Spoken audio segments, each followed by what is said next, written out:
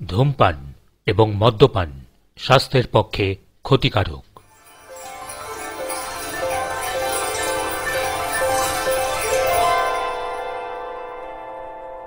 নমস্কার বন্ধুরা, আমি অনির্বাণ আর এসে গিয়েছি আপনাদের প্রিয় অডিও স্টোরি চ্যানেল সূচিপত্রের গল্পকে সঙ্গে করে নিয়ে। সূচিপত্রের গল্প, সাহিত্যের রোমাঞ্চকর আর ভৌতিক স্টোরিওগ্রাফি। আপনারা শুনছিলেন মিগেল দে সার্ভান্তেসের কলমে ডন কুইকোস্ট অব লা মাঞ্চার প্রথম পর্ব। আজ শুনবেন গল্পের দ্বিতীয় পর্ব। আজকের গল্প শুরু করার আগে রিকোয়েস্ট করব, আপনি যদি আমাদের নতুন শ্রোতা বন্ধু হন তাহলে আরও এরকম নতুন আর রোমাঞ্চকর গল্প শোনার জন্য এখনই সাবস্ক্রাইব করে দিন সূচিপত্রের গল্পকে। ও হ্যাঁ, সঙ্গে পাশের ঘন্টাটা বাজাতে যেন ভুল না হয় পরের গল্পের নোটিফিকেশনের জন্য। আজকের গল্প পাঠে ও গল্পের সূত্রধার অনির্বাণ, অন্যান্য ভূমিকায় অরিত্রী ও ভাস্বতী, পোস্টার ডিজাইন রায় ক্রিয়েটিভ মিডিয়া, সম্পাদনা ও পরিচালনা রাজা বাবু। শুরু হচ্ছে আজকের গল্প, পৃথিবীর ইতিহাসের প্রথম রোমাঞ্চকর অ্যাডভেঞ্চার কাহিনী মিগেল দে সার্ভান্তেসের কলমে ডন কুইকোস্ট অব লা মাঞ্চা দ্বিতীয় পর্ব।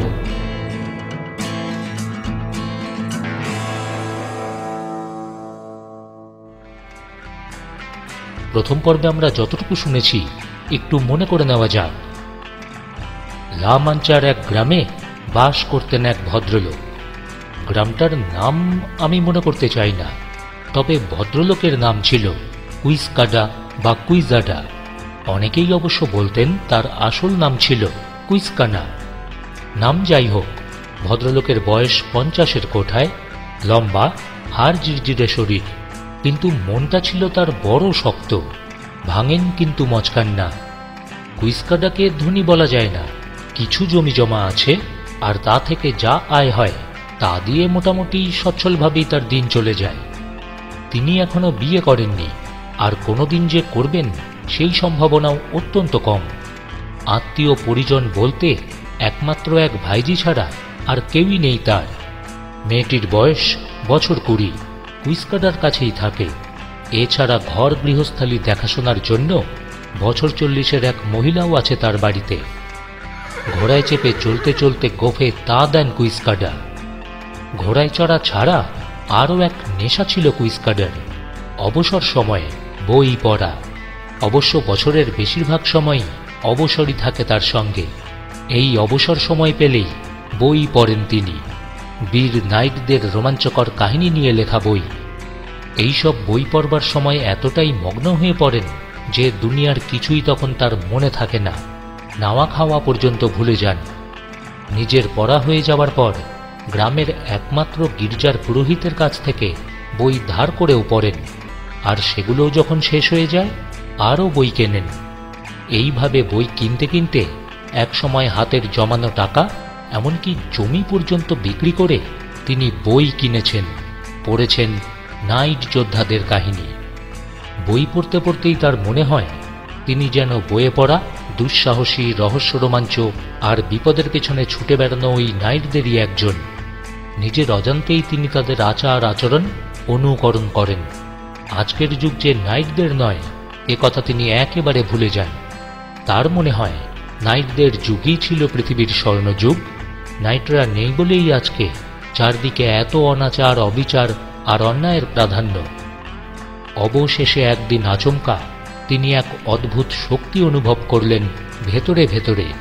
তার মনে হল তার নিজের এবং তার দেশের সম্মানের স্বার্থে, শিষ্টের পালন আর দুষ্টের দমনের স্বার্থে তারও বেরিয়ে পড়া উচিত দিগ্বিজয়ে। তিনি মনে মনে বলেন, আমিও নাইট হব। এতদিন যাদের কথা বইতে পড়েছি তাদের মতোই বর্ম পরে ঘোড়ায় চেপে দুঃসাহসিক রোমাঞ্চকর অভিজ্ঞতার সন্ধানে আমিও বেরোব, ওদের মতোই আচরণ করব। যেখানে অন্যায় দেখব বিদ্যুতের মতোই ঝলসে উঠবে আমারও তরবারি। এই ভেবেই তিনি নাইট হবার প্রস্তুতিও শুরু করে দিলেন, আর নিজের নামকে সামান্য পরিবর্তন করে নাম রাখলেন কুইকোস্ট, ডন কুইকোস্ট। অবশ্য সঙ্গে জুড়ে দিলেন তার নিজের গ্রামের নামটাও। তাতে তার নাম দাঁড়ালো ডন কুইকোস্ট অব লা মাঞ্চা। তারপরেই তিনি বেরিয়ে পড়লেন অ্যাডভেঞ্চারে। কিভাবে, কি প্রতিকূলতার মুখোমুখি তিনি হলেন তার কিছুটা আমরা প্রথম পর্বেই শুনেছি। আপনি যদি প্রথম পর্বের সেই অংশটা মিস করে থাকেন তাহলে তো অবশ্যই প্রথম পর্ব একবার শুনতেই হয়। আর আজকে এখন তার নতুন অ্যাডভেঞ্চারের বাকি অংশ।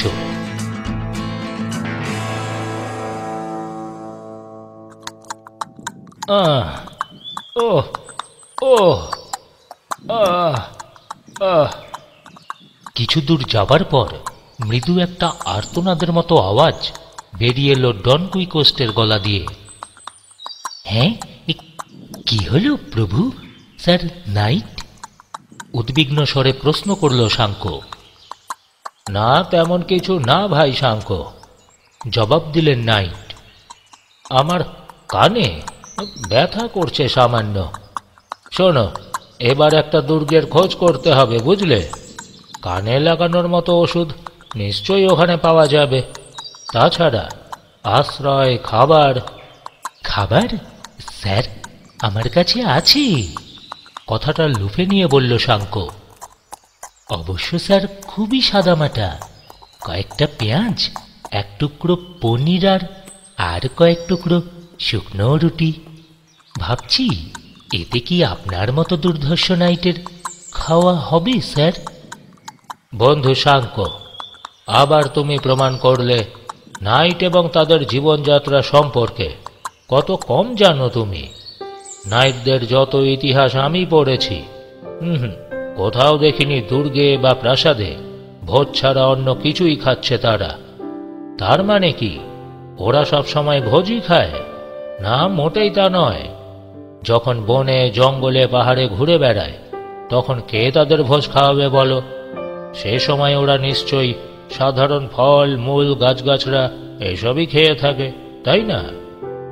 হ্যাঁ, সে তুলনায় তুমি যে খাবারের কথা বললে সে তো প্রায় আমার কাছে ভোজেরই সমান। স্যার আমি অশিক্ষিত চাষি, কপাল গুনে আপনার মতো বীর নাইটের আমি পার্শ্বচর হতে পেরেছি। আমি কি করে জানবো নাইটদের নিয়ম কানুন? হ্যাঁ স্যার, এখন আমি জেনে নিলাম। এরপর থেকে আমি থলেতে সবসময় গাছগাছরা, ফলমূল এসব রেখে দেব আপনার জন্য। হ্যাঁ স্যার, কাঁচা না পাওয়া গেলে শুকনোই রাখবো। আর আমার জন্য নেব ডিম বা না না শাঙ্কো, না, তাড়াতাড়ি বাধা দিয়ে বললেন ডন কুইকোস্ট। শোনো, ফলমূল খায় বললাম বলে ভেবো না খালি ফলমূলই খায় নাইটরা। আমি যেটা তোমাকে বোঝাতে চাচ্ছিলাম তা হলো, যখন যা পাওয়া যায় তাই খেতে পারে নাইটরা, আর না পাওয়া গেলে না খেয়েও থাকতে পারে তারা। ও, তার মানে স্যার শুকনো রুটি আর পনির তাতে আপনার অসুবিধা হবে না, তাই না? কি যে বলো শাঙ্কো, ওহ আমার কান খুব বেশি ব্যথা করছে স্যার। হ্যাঁ, তা একটু করছে। তাহলে স্যার ওই গাছের নিচে বসে চলুন একটু আমরা জিরিয়ে নিই, কেমন? জিরোতে জিরোতে খেয়ে নেওয়াও যাবে, আর আপনার কানে একটু মলমও আমি লাগিয়ে দিতে পারবো। রাজি হলেন নাইট। দুজনে বসলেন গাছের নিচে। শাঙ্কো তার থলে থেকে মলম বের করে লাগিয়ে দিল প্রভুর কানে। তারপর ভাগাভাগি করে খেয়ে নিল সামান্য খাবারটুকু। খাওয়া দাওয়া শেষ করে চামড়ার থলে থেকে এক চুমুক করে সুরা খেয়ে আবারও পথে নামলেন দুজন। সন্ধ্যা হতে খুব একটা বাকি নেই তখন। দুজনই তৃষিত নয়নে চারদিকে তাকাচ্ছেন, কোনো একটা গ্রাম যদি দেখা যায়। হ্যাঁ, আর ডন কুইকোস্ট ভাবছেন বড় শহর বা দুর্গ। হ্যাঁ, দেখা গেল, তবে তা কোনো গ্রাম নয়, দুর্গ বা শহর তো মোটেই নয়।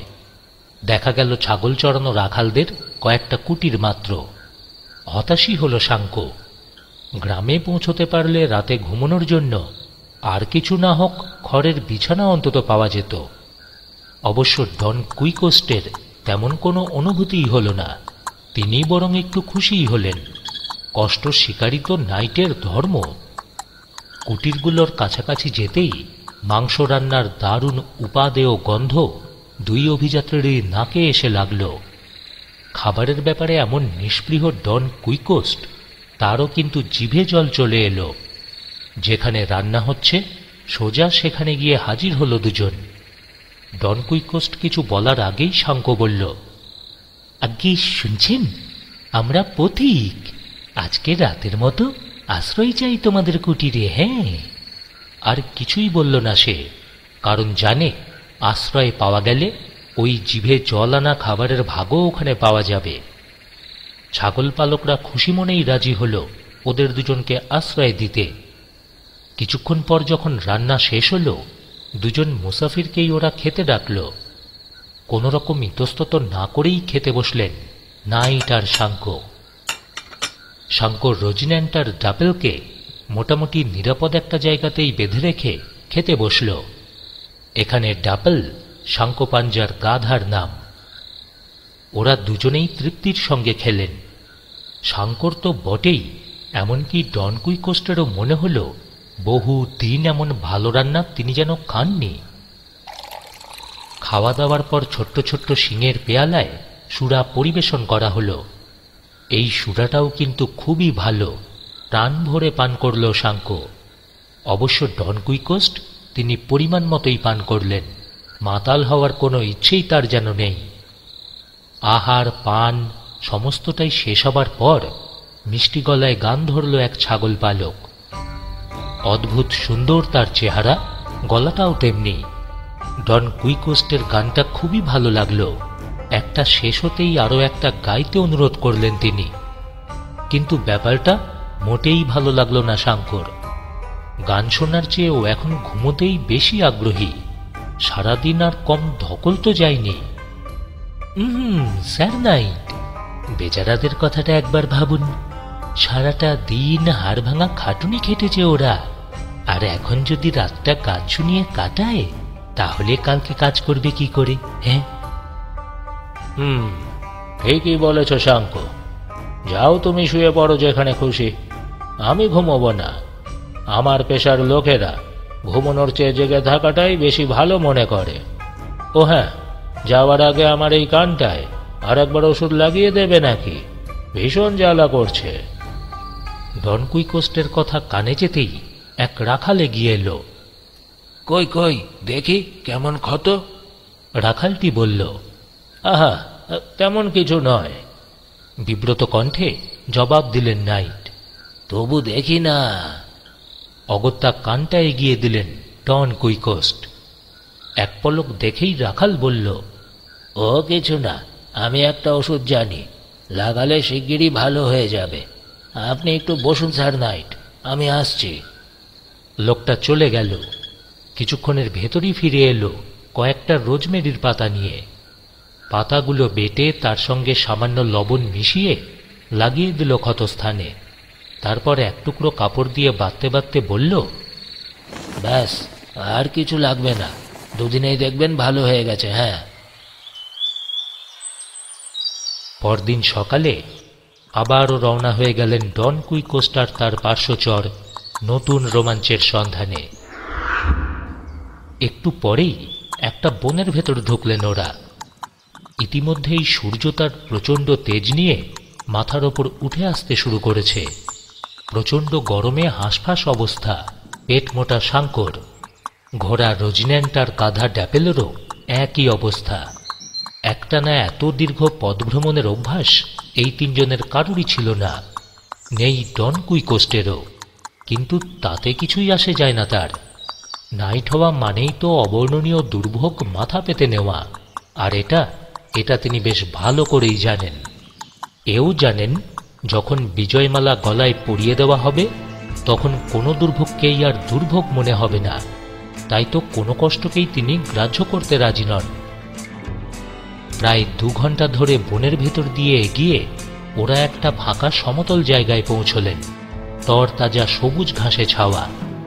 তারই একধার দিয়ে বয়ে চলেছে ছোট্ট একটা ঝর্ণা। তার স্বচ্ছ শীতল ধারা যেন হাতছানি দিয়ে ডাকল আমাদের অভিযাত্রীদের। ডন কুইকোস্টের মতো মানুষ পর্যন্ত সেই আহ্বানে সাড়া না দিয়ে পারলেন না। ঘোড়া থেকে নেমে তিনি ঝর্ণার ধারে গিয়ে বসলেন। শাঙ্কো তার গাধা থেকে নামল। তারপর ধীরে ধীরে এগিয়ে প্রভুর পাশে গিয়ে বসল। থলে হাতড়ে যা সামান্য খাবার পেল তাই বের করে খানিকটা নাইটকে দিয়ে বাকিটা নিজে খেতে লাগলো। রোজিন্যান্ড আর ডাবল চড়ে বেড়াতে লাগলো সবুজ ঘাসে ছাওয়া জমিতে। দুর্ভাগ্যের সূচনা হলো এই সময়ই। শাঙ্কো এই কদিনেই বুঝে ফেলেছে রোজিন্যান্ডের মতো শান্ত আর নিরীহ ঘোড়া এই পৃথিবীতে আর দুটি নেই।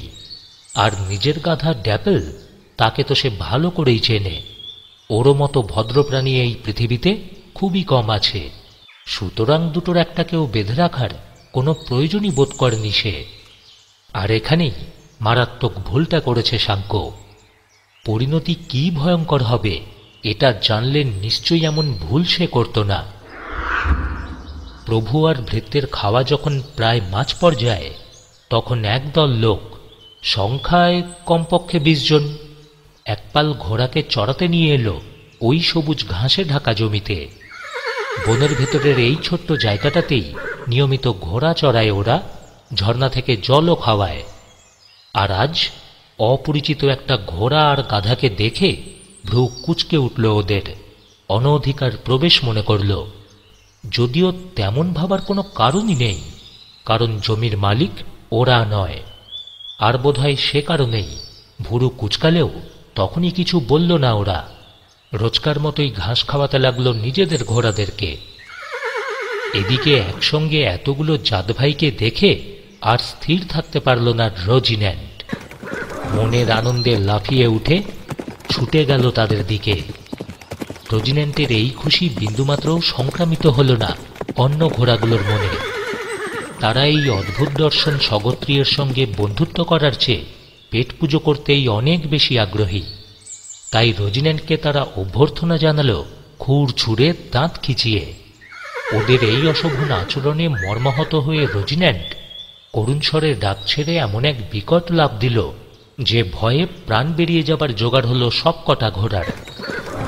বিশৃঙ্খল হয়ে ছুটোছুটি শুরু করে দিল তারা। এবার কিন্তু আর সহ্য করতে পারল না সহিস কজন। একে তো অনধিকার প্রবেশ, তাই আবার এমন আচরণ। একজোট হয়ে সবাই মিলে আক্রমণ করল রোজিন্যান্ডকে। কয়েকজন লাগাম জিনের ফিতে লেজ ধরে রইল শক্ত করে, বাকিরা এলো পাথারি পেটাতে লাগলো। তারা কয়েক মিনিটের ভেতরেই মাটিতে শুইয়ে দিল রোজিন্যান্ডকে। রোজিন্যান্ডের করুণ আর্তনাদ শুনে ঘাড় ফিরিয়ে তাকিয়েছিলেন ডন কুইকোস্ট এবং শাঙ্কো। পেটানো শুরু হতেই উঠে দাঁড়িয়েছিলেন। শাঙ্কো, দেখো দেখো দেখো, শাঙ্কো দেখো দেখো, তাকিয়ে দেখো শাঙ্কো, চেয়ে দেখো, আমার আমার রোজিন্যান্ডের গায়ে হাত দিয়েছে ওরা। হ্যাঁ, রাগে কাঁপতে কাঁপতে বললেন নাইট। শাঙ্কো, দেখতে পাচ্ছি ওরা নাইট নয়। নাইট হলে এমন ঘৃণ্য আচরণ ওরা করতে পারতো না, কখনোই নয়। চলো শাঙ্কো, চলো, প্রতিশোধ নিতে হবে আমাদের। তুমি তুমি আমাকে সাহায্য করবে, এসো। হ্যাঁ, প্রতিশোধ? হ্যাঁ হ্যাঁ, প্রতিশোধ তো নেব, কিন্তু কি প্রতিশোধ? স্যার, স্যার ওরা 20 জন আর আমরা তো মাত্র 2 জন। আমতা আমতা করে ভয়ে ভয়ে বলল শাঙ্কো। হ্যাঁ শাঙ্কো, 20 জন দেখে ভয় পাবার কিছু নেই। আমি একাই ওদের 100 জনের সমান, বুঝলে? কথাটা বলতে বলতে ডন কুইকোস্ট তরোয়াল বের করে ছুটে গেলেন প্রতিশোধ নিতে। প্রভুর মারমুখী ভঙ্গি দেখে উত্তেজিত হয়ে শাঙ্কোও ছুটল তার পিছনে পেছনে।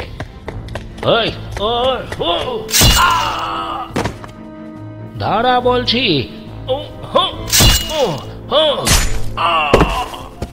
ডন কুইকোস্টের তরোয়ালের আঘাতে লুটিয়ে পড়ল শত্রুদের 2-3 জন। এতে ওরা ভয় তো পেলই না, বরং আরও খেপে গেল। ওরা মাত্র 2 জন, মাত্র 2 জন ওদের এতজনের সঙ্গে লড়তে এসেছে, সাহস তো কম না। রোজিন্যান্ডকে ছেড়ে ওরা একসঙ্গে চড়াও হলো নাইট আর তার 500 চরের ওপর।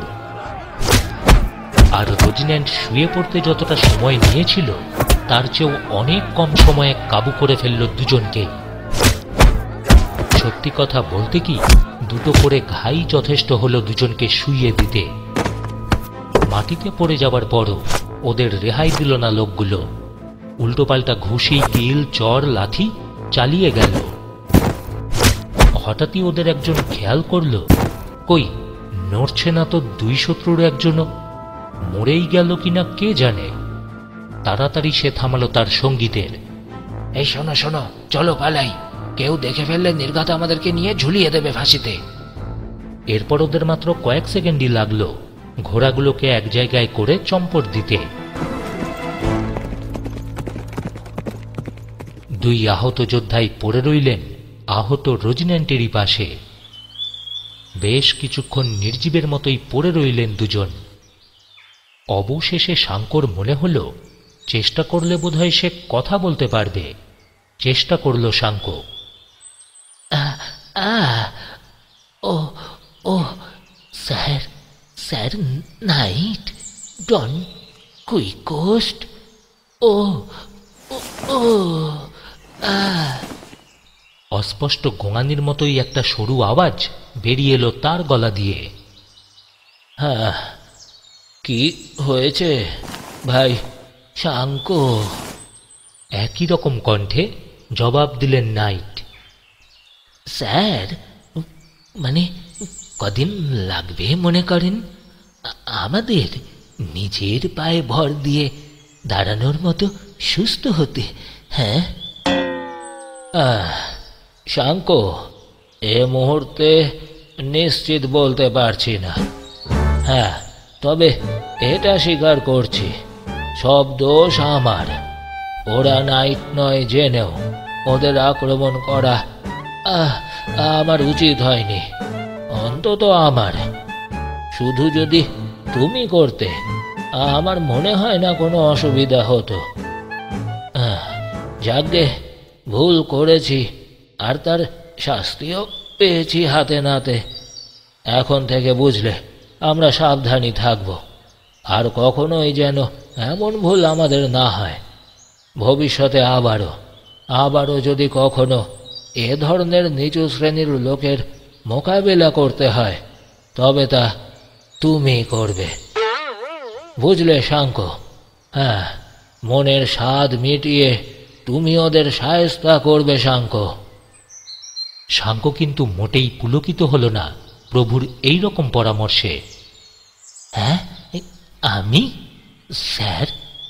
না না, আমি স্যার শান্তিপ্রিয় নিরীহ মানুষ। হ্যাঁ, আমি এসব শায়েস্তা করাকরির ভেতর নেই স্যার। একান্ত নিরুপায় না হলে আমি কারো সাথে স্যার ঝগড়া বিবাদ কিছুই করি না। বুঝতেই তো পারছেন স্যার, আমার বউ, ছেলে, মেয়ে, তাদের প্রতি তো আমার একটা দায়িত্বও আছে। আর সেই দায়িত্ব পালন করার আগেই পৈতৃক প্রাণটা খোয়াতে না না, আমি রাজি নই স্যার।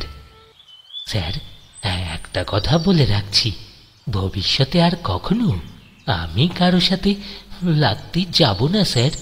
সে চাষিই হোক, দুর্বৃত্তই হোক, আর আর নাইটই হোক স্যার। আমাকে যেই যত খুশি অপমান করুক, ঈশ্বরের নামে আমি সব ক্ষমা করে দেব স্যার। হ্যাঁ হ্যাঁ, একটু যদি ভালোভাবে কথা বলতে পারতাম, বুকের এখানে ব্যথাটা যদি না থাকতো, তোমাকে বোঝানোর চেষ্টা করতাম আমি। তুমি ভুলটা কি করছো শাঙ্ক? এখনই যদি এই দশা হয়, তো দ্বীপ দখল করে যখন তোমাকে আমি শাসনকর্তা করব, রাজা করব, তখন তুমি কি করবে? হ্যাঁ, তখন তো সবই তুমি মাটি করবে। এ কথাটা শুনেও শাঙ্কর হত হয়ে যাওয়া উদ্যম এক বিন্দুও চাঙ্গা হল না। বর্তমানে শরীরের ব্যথাই মুখ্য। ভবিষ্যতে কি হবে না হবে, হ্যাঁ, তা নিয়ে এখন সে মোটেই মাথা ঘামাতে চায় না। তাই প্রসঙ্গ পাল্টে বলল, স্যার, একটু চেষ্টা করে দেখবেন উঠতে পারেন কিনা। হ্যাঁ, রোজিন্যান্টকে তাহলে আমরা দুজনে মিলে সাহায্য করতে পারতাম স্যার, যদিও তা আমাদের করা উচিত নয়।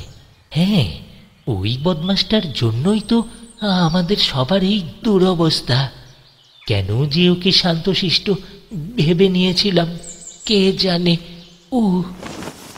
হ্যাঁ শাঙ্ক, ভাগ্য সবসময় সবার সমান থাকে না। এরপর যখন জয়ী হব, এই পরাজয়ের কালিমা দেখবে আপনা আপনি মুছে যাবে আমাদের মুখ থেকে। আহ, আহ। বলতে বলতেই অনেক কষ্টে উঠে বসলেন তিনি। তারপর বললেন, রোজিনেট বোধহয় এখন আর সবার নিতে পারবে না। তোমার ড্যাপেলের পিঠেই চড়তে হবে আমাকে। শাঙ্কো, ও কি আমাকে নিয়ে পথ চলতে পারবে? শাঙ্কো এখনো মাটিতে পড়ে আছে, মাঝে মাঝে উহু আহা করছে, সঙ্গে কাতরাচ্ছে। স্যার, হ্যাঁ, তা বোধহয় পারবে। তাহলে কষ্ট করে একটু উঠে বসো শাঙ্কো। দুজনে মিলে চেষ্টা করে দেখি রোজিনেটকে তোলা যায় কিনা। চোখ মুখ কুচকে দাঁতে দাঁত চেপে কাতরাতে কাতরাতে কোনো মতে উঠে বসল শাঙ্কো। কিছুক্ষণ একভাবে বসে থেকে আরেকবারের চেষ্টায় উঠেও দাঁড়ালো। একই রকম কসরত করে উঠে দাঁড়ালেন ডন কুইকোস্ট। তারপর দুজনেই এগিয়ে গেলেন রোজিনেন্টের কাছে, ঠেলাঠেলি করে দাঁড় করালেন তাকেও। শোনো শাঙ্কো, এবার আমাকে তোমার গাধার পিঠে উঠিয়ে দাও। ওরে বাবা, বাবারে, গেলাম রে, বাবারে,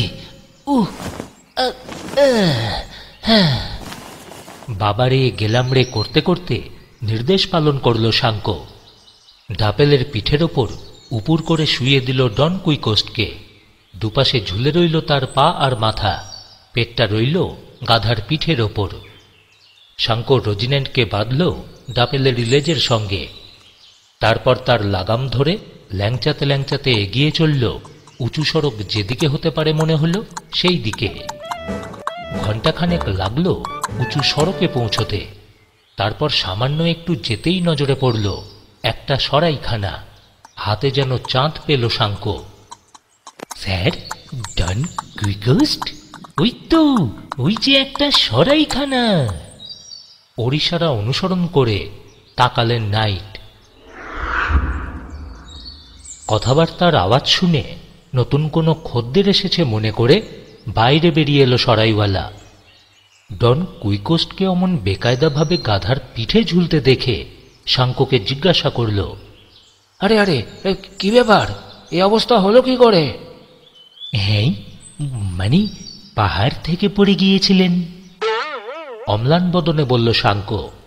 হ্যাঁ, ঘোড়া শুদ্ধ। তারপর ভীষণ ব্যথা পেয়েছেন, তাই তো এইভাবে আনতে হয়েছে। হ্যাঁ। ইতিমধ্যে সরাইওয়ালার স্ত্রীও বেরিয়ে এসেছে নতুন খদ্দেরকে স্বাগত জানাতে। মহিলার মন খুবই নরম।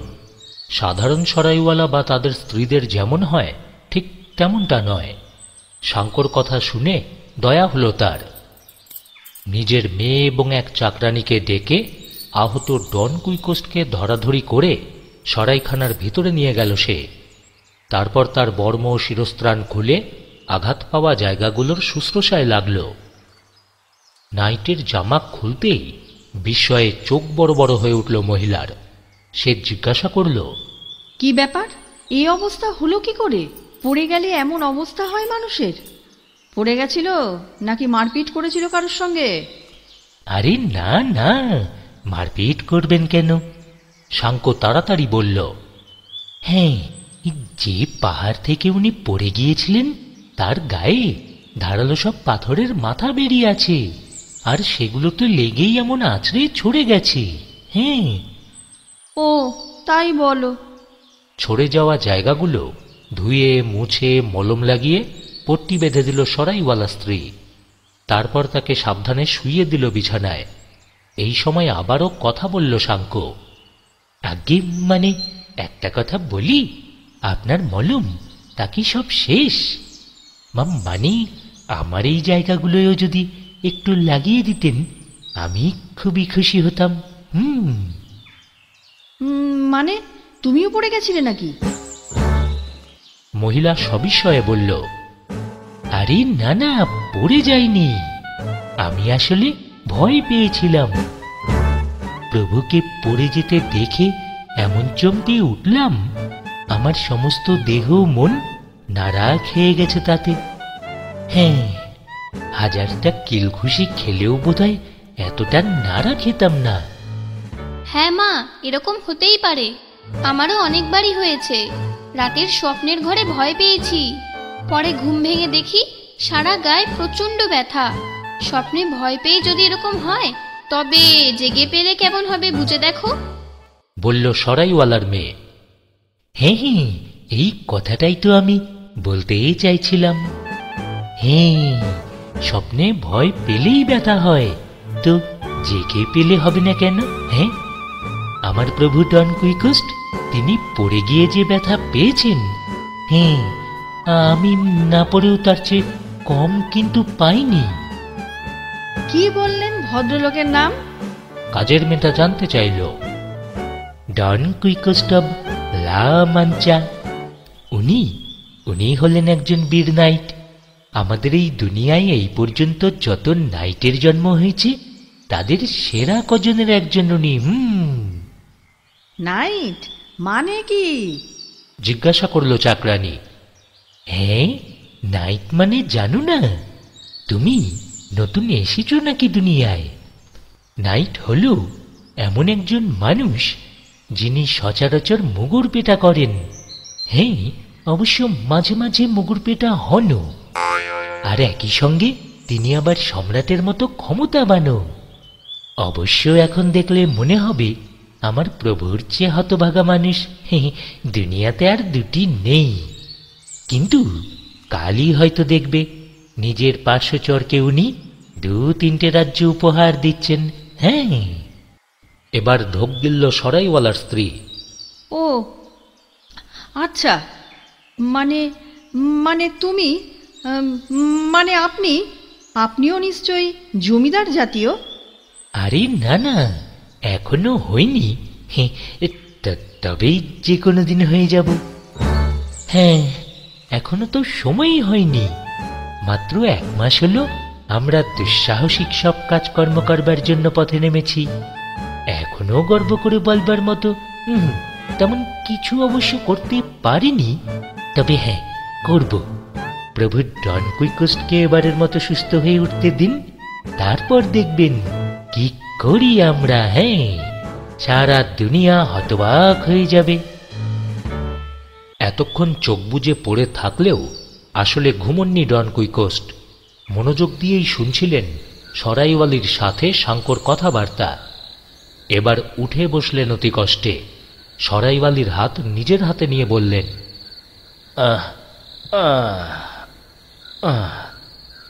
বিশ্বাস করুন আমার কথা, লাবণ্যময় নারী, এটা আপনাদের পরম সৌভাগ্য। আমাকে আপনাদের দুর্গে স্বাগত জানাতে পেরেছেন আপনারা। আমি এমন একজন মানুষ আপনারা সময় মতোই দেখতে পাবেন। নিজের কথা বড় গলা করে বলা উচিত নয়, তাই আমি বিশেষ কিছু বলতেও চাই না। আমার পার্শ্বচরী বলবে আমি কে। হ্যাঁ, আমি শুধু অবশ্য এটুকু বলতে চাই, আমার হৃদয়ে আপনাদের নাম উজ্জ্বল হয়ে থাকবে চিরদিন। যতদিন আমি জীবিত থাকব, যে সেবা যে মমতা আপনারা আমাকে উপহার দিয়েছেন, তার স্মৃতি আমি লালন করব আমার মনের মণিকোঠায়, কথা দিচ্ছি। হতভম্বেরই মতো শুনল সরাইওয়ালি, তার মেয়ে আর চাকরানী। গ্রিক ভাষাতে বললে যতখানি বুঝত, তার চেয়ে এক বর্ণও বেশি বুঝতে পারল না ওরা কথাগুলোর মর্ম। হ্যাঁ, তবে এইটুকু বুঝল, ওদের প্রতি কৃতজ্ঞতা প্রকাশ করল এই অদ্ভুত লোকটা। বেশ কিছুক্ষণ তার দিকে ফ্যালফ্যাল করে তাকিয়ে কাজের মেয়েটার ওপর শাঙ্কর পরিচর্যার ভার দিয়ে মেয়েকে নিয়ে বিদায় নিল সরাইওয়ালি। একটু পরে শাঙ্কর গায়ে ওষুধ মাখানো শেষ করে সামান্য মালিশ করে চলে গেল কাজের মেয়েটাও। শাঙ্কো আর তার প্রভু চুপচাপই শুয়ে রইল যার যার বিছানা নামক খড়ের গাদায়। অবশ্য সামান্য উন্নতি হয়েছে দুজনেরই অবস্থার। উন্নতি হয়েছে, তবে তা এমন কিছু নয় যে আনন্দে আটখানা হয়ে উঠবেন আমাদের নাইট। রাতটা কোনো রকমে কেটে গেল। হঠাৎই তার মনে পড়ল, এরকমই পরিস্থিতিতে বইয়ে পড়া নাইটরা তারা তাহলে কি করত? শাঙ্ককে ডাকলেন তিনি। শাঙ্ক, শাঙ্ক। হ্যাঁ আজ্ঞে স্যার ডন কুইকস্ট। উঠে যাও তো দুর্গের গভর্নরের কাছ থেকে খানিকটা সুরা, তেল, লবণ আর একটু রোজমেরি নিয়ে আসতে পারো কিনা দেখো। শাঙ্ক প্রচণ্ড অবাক হল। হ্যাঁ যাচ্ছি, মানে এসব দিয়ে কি করবেন? পাচন বানাবো, একেবারে ধন্বন্তরী জিনিস। আগেকার দিনের নাইটরা আহত হলে বা অসুস্থ হলে এই পাচনই খেয়ে নিত একটু, বুঝলে? ব্যাস, দেখতে না দেখতেই আবারও আগের মতো তরতাজা। হ্যাঁ স্যার নাইট, আপনি জানেন ওই পাচন বানাতে? হ্যাঁ। আরে শাঙ্ক, না জানবার কি আছে? নাইট মাত্রই সকলেই জানে। তাহলে স্যার আমি এক্ষুনি যাচ্ছি। সারাটা গায়ে অসহ্য যন্ত্রণা, তবু কষ্ট করে বিছানা থেকে নামল শাঙ্ক। টলতে টলতে গিয়ে দাঁড়ালো সরাইওয়ালার দরজায়। লোকটা তখনই সবেমাত্র ঘুম থেকে উঠেছে। আজ্ঞে আপনি উঠেছেন? জেগে আছেন? শাঙ্কর ডাক শুনে দরজা খুলে দিল। স্যার আমাদের একটু উপকার করবেন? একটু রোজমেরি, তেল, লবণ আর খানিকটা সুরা আমাকে দেবেন। আমার প্রভু sir knight Don কুইকস্ট of La মাঞ্চা একটা ওষুধ বানাবেন। হ্যাঁ। সরাইওয়ালা একটু অবাক হলেও জিনিসগুলো দিল শাঙ্ককে। পাচন জাল দেওয়ার জন্য একটা পাত্রও দিল। সমস্তটা নিয়ে নাইটের কাছে ফিরে এলো শাঙ্ক। এবার উঠে বসলেন ডন কুইকস্ট। শাঙ্ক, হ্যাঁ। সারা শরীরে ব্যথা তারও, কিন্তু চেহারা দেখে তা বোঝবার মোটেই উপায় নেই। শাঙ্কর কাছ থেকে জিনিসগুলো নিয়ে তিনি পাত্রে রাখলেন। তারপর পরিমাণ মতন জল মিশিয়ে জাল দিতে লাগলেন। যখন মনে হলো যথেষ্ট জাল দেওয়া হয়েছে, পাত্রটা নামিয়ে রাখলেন আগুনের ওপর থেকে। পাচন তৈরি শেষ, এখন ঠান্ডা হলেই খাওয়া যায়। শাঙ্ক এবং ডন কুইকস্ট দুজনেই অস্থির হয়ে উঠেছেন পাচনের গুণাগুণ পরীক্ষা করবার জন্য। তাই দুজনেই ফু দিয়ে দিয়ে ঠান্ডা করে ফেললেন পাচনটা। যেহেতু ডন কুইকস্ট প্রভু এবং নাইট, আর পাচনটা তিনিই তৈরি করেছেন, সুতরাং পাচনের ওপর দাবি তারই আগে। কোনো রকমে ঠান্ডা হতেই পাত্রটা মুখের কাছে তুললেন তিনি। তারপরই ঢকঢক করে খেয়ে নিলেন বেশ খানিকটা পাচন, অন্তত অর্ধেকটার বেশি তরল পদার্থ।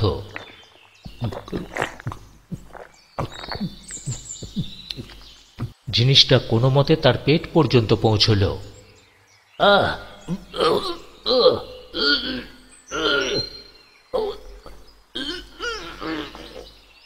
তারপরই শুরু হলো বমি। সে কি ভয়ানক বমি! খাবারের শেষ কণাটুকু পর্যন্ত বেরিয়ে গেল নাইটের পেট থেকে। তার সঙ্গে চলল ঘাম। ঘেমে প্রায় নিয়ে ফেললেন ডন কুইকস্ট। তারপর এক সময় ধীরে ধীরে শান্ত হয়ে এলো তার শরীর। কেউই, এমনকি নিজে পর্যন্ত কিছু বুঝতে পারবার আগেই ঘুমের দেশে তলিয়ে গেলেন তিনি। পাক্কা 3 ঘন্টার পর যখন উঠলেন, তখন পুরোপুরি সুস্থ না হলেও শরীর মন দুই ঝরঝরে হয়ে গেছে তার। পাচনের প্রভাবেই হোক বা বমির প্রভাবেই হোক, তার গায়ে ব্যথা কমে গেছে অনেকটা। প্রভুর বমি দেখে ভয় পেয়ে গিয়েছিল শাঙ্ক, তাই তো তখন সে আর সাহস করে পাচন খাইনি। এখন প্রভুর প্রায় সুস্থ অবস্থা দেখে সাহস ফিরে এলো তার। আমতা আমতা করেই সে জিজ্ঞাসা করল, স্যার মানে আমিও একটু খাই স্যার? আরে হ্যাঁ, খাও। অনুমতি দিলেন ডন কুইকস্ট। অনুমতি পাওয়া মাত্র পাত্র তুলে চুমুক দিল শাঙ্ক, আর এক চুমুকেই শেষ করে দিল বাকি পাচনটুকু। ফল ফলতেও কিন্তু দেরি হলো না। শাঙ্করও মনে হলো ওর গলা, বুক, পেট যেন পুড়ে যাচ্ছে ভয়ানক আগুনে। তারপর কয়েক সেকেন্ড যেতে না যেতেই শুরু হলো প্রচণ্ড ঝাঁকুনি সারা শরীরে, তার সঙ্গে অসহ্য পেটে ব্যথা।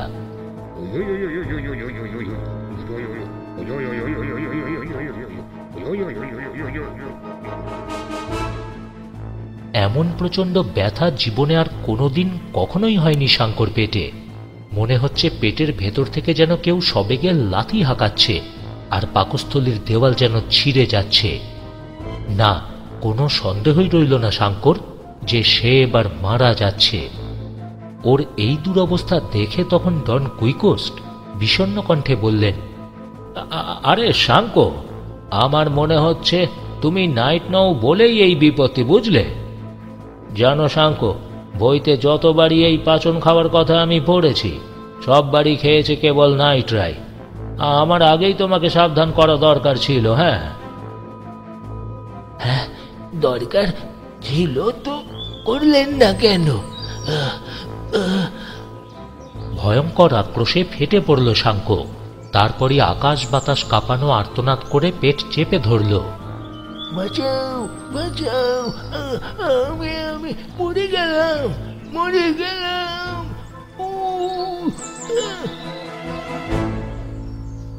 সরাইখানাতে যত লোক ছিল সবাই ছুটে এলো ব্যাপার কি দেখবার জন্য, এবং ঠিক সেই মুহূর্তেই শুরু হলো নিঃসরণ। নিঃসরণ না বলে উৎক্ষেপণ বলাই হয়তো সঙ্গত।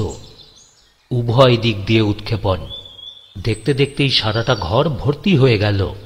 বিছানা, বালিশ, না শুধু শাঙ্কর নয়, ডন কুইকোস্টেরও এবং আরও একজন লোক থাকত সেই ঘরে, তারও সমস্তটাই মাখামাখি হয়ে গেল। মজা দেখতে আসা লোকগুলো দুর্গন্ধে পালাবার পথই পেল না। ঘণ্টা দুয়েকও হয়নি, ডন কুইকোস্টের সব পরিষ্কার করে গেছে কাজের মেয়েটা। বেচারি এবার মাথায় হাত দিয়ে হায় হায় করে উঠল। এ মা, এ কি! ছি ছি ছি ছি ছি ছি ছি ছি! টানা 2 ঘন্টা ধরে চলল এই তাণ্ডব। অবশেষে ধীরে ধীরে নেতিয়ে পড়ল শাঙ্ক। এদিকে এই ঘন্টা 2 ডন কুইকোস্টের অবস্থার আরও উন্নতি হয়েছে। তিনি এখন পুরোপুরি সুস্থ। সত্যি সত্যি না হলেও তার মনে হচ্ছে তিনি সুস্থ। সুতরাং অহেতুক আর সময় নষ্ট করতে ইচ্ছেই হল না তার। এখন দেরি করবার অর্থ পৃথিবীর নিপীড়িত নির্যাতিত মানুষগুলোকে তার সেবা থেকে বঞ্চিত রাখা। আর যাই হোক, এমন একটা গর্হিত কাজ ডন কুইকোস্টের মতো নাইট না তিনি কিছুতেই করতে পারেন না।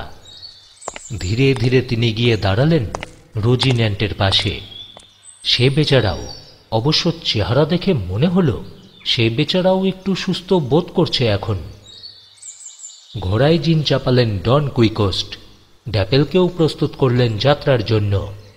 তারপর নিজেই শাঙ্ককে যথাসম্ভব সাফসুত্র করে উঠিয়ে দিলেন ড্যাপেলের পিঠে। নিঃশেষিত একজন মানুষের মতো গাধার পিঠে বসে হাঁপাতে লাগলো ক্লান্ত ও অবসন্ন শাঙ্ক। ঘোড়ায় চাপলেন নাইট। সরাইখানার ফটকের সামনে এসে সরাইওয়ালাকে ডাকলেন, শুনুন, আপনার দুর্গে যে অভ্যর্থনা, যে সেবা পেয়েছি, তার কথা কোনোদিনই ভুলব না স্যার গভর্নর।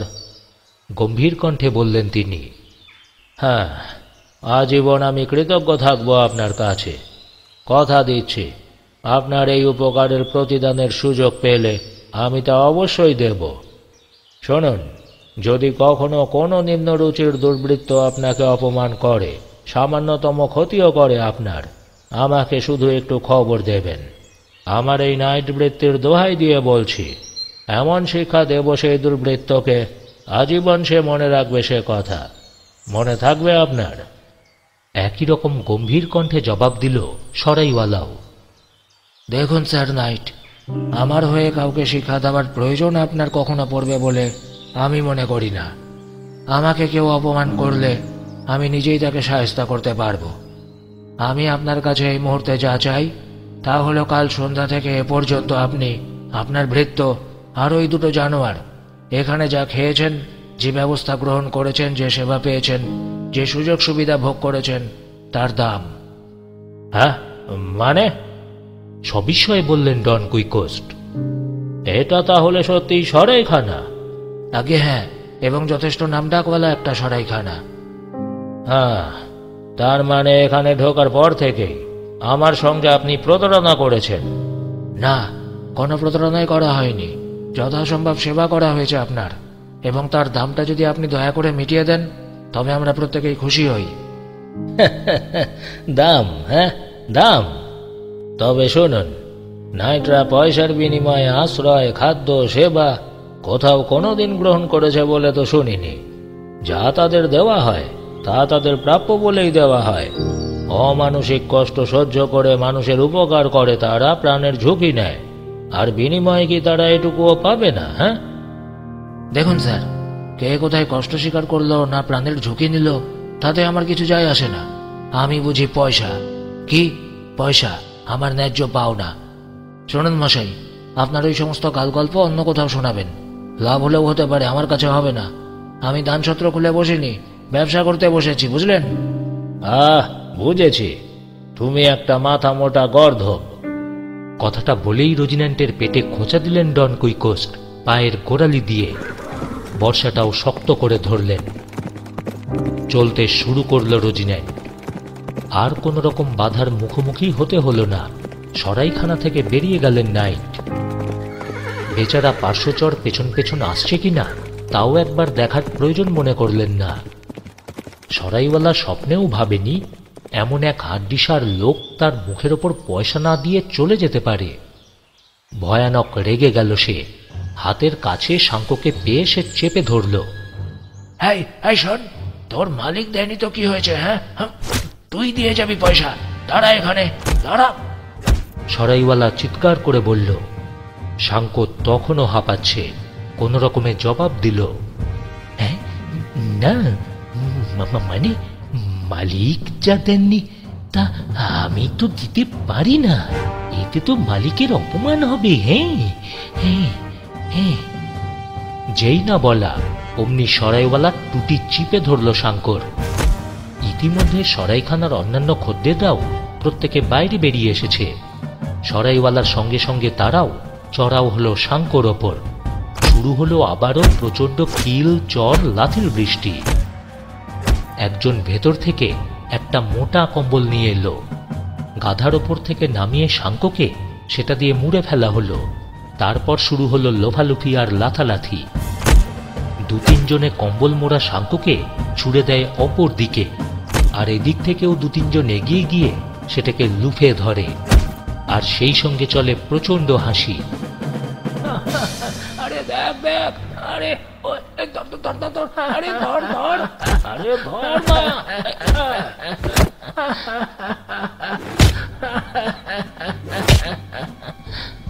ওরে ওরে, এটাকে ধর। ওরে কি মোটা রে। স্যার নাইট, মরে গেলাম, বাঁচান, মরে গেলাম, মরে গেলাম, বাঁচান। এদিকে কম্বল মোড়া অবস্থায় এমন ভয়ঙ্কর জোরে চেঁচাচ্ছে হতভাগ্য পার্শ্বচর যে বেশ কিছু দূর চলে গেলেও তার প্রভুর কানে পৌঁছল সেই আওয়াজ। সঙ্গে সঙ্গেই ঘোড়া থামালেন ডন কুইকোস্ট। প্রথমেই তার মনে হল নিশ্চয়ই নতুন কোনো রোমাঞ্চকর ঘটনা হাতের মুঠোয় চলে এসেছে। এদিক ওদিক তাকাতে লাগলেন শব্দটা কোন দিক থেকে আসছে বোঝবার জন্য। তারপর হঠাৎই যেন বুঝতে পারলেন, আরে না, চিৎকারটা তো শাঙ্কর, এবং আসছে সেই জঘন্য সরাইখানাটা থেকেই। রোজিন্যান্টের মুখ ঘুরিয়ে এবার ছুটলেন তিনি সরাইখানার দিকে।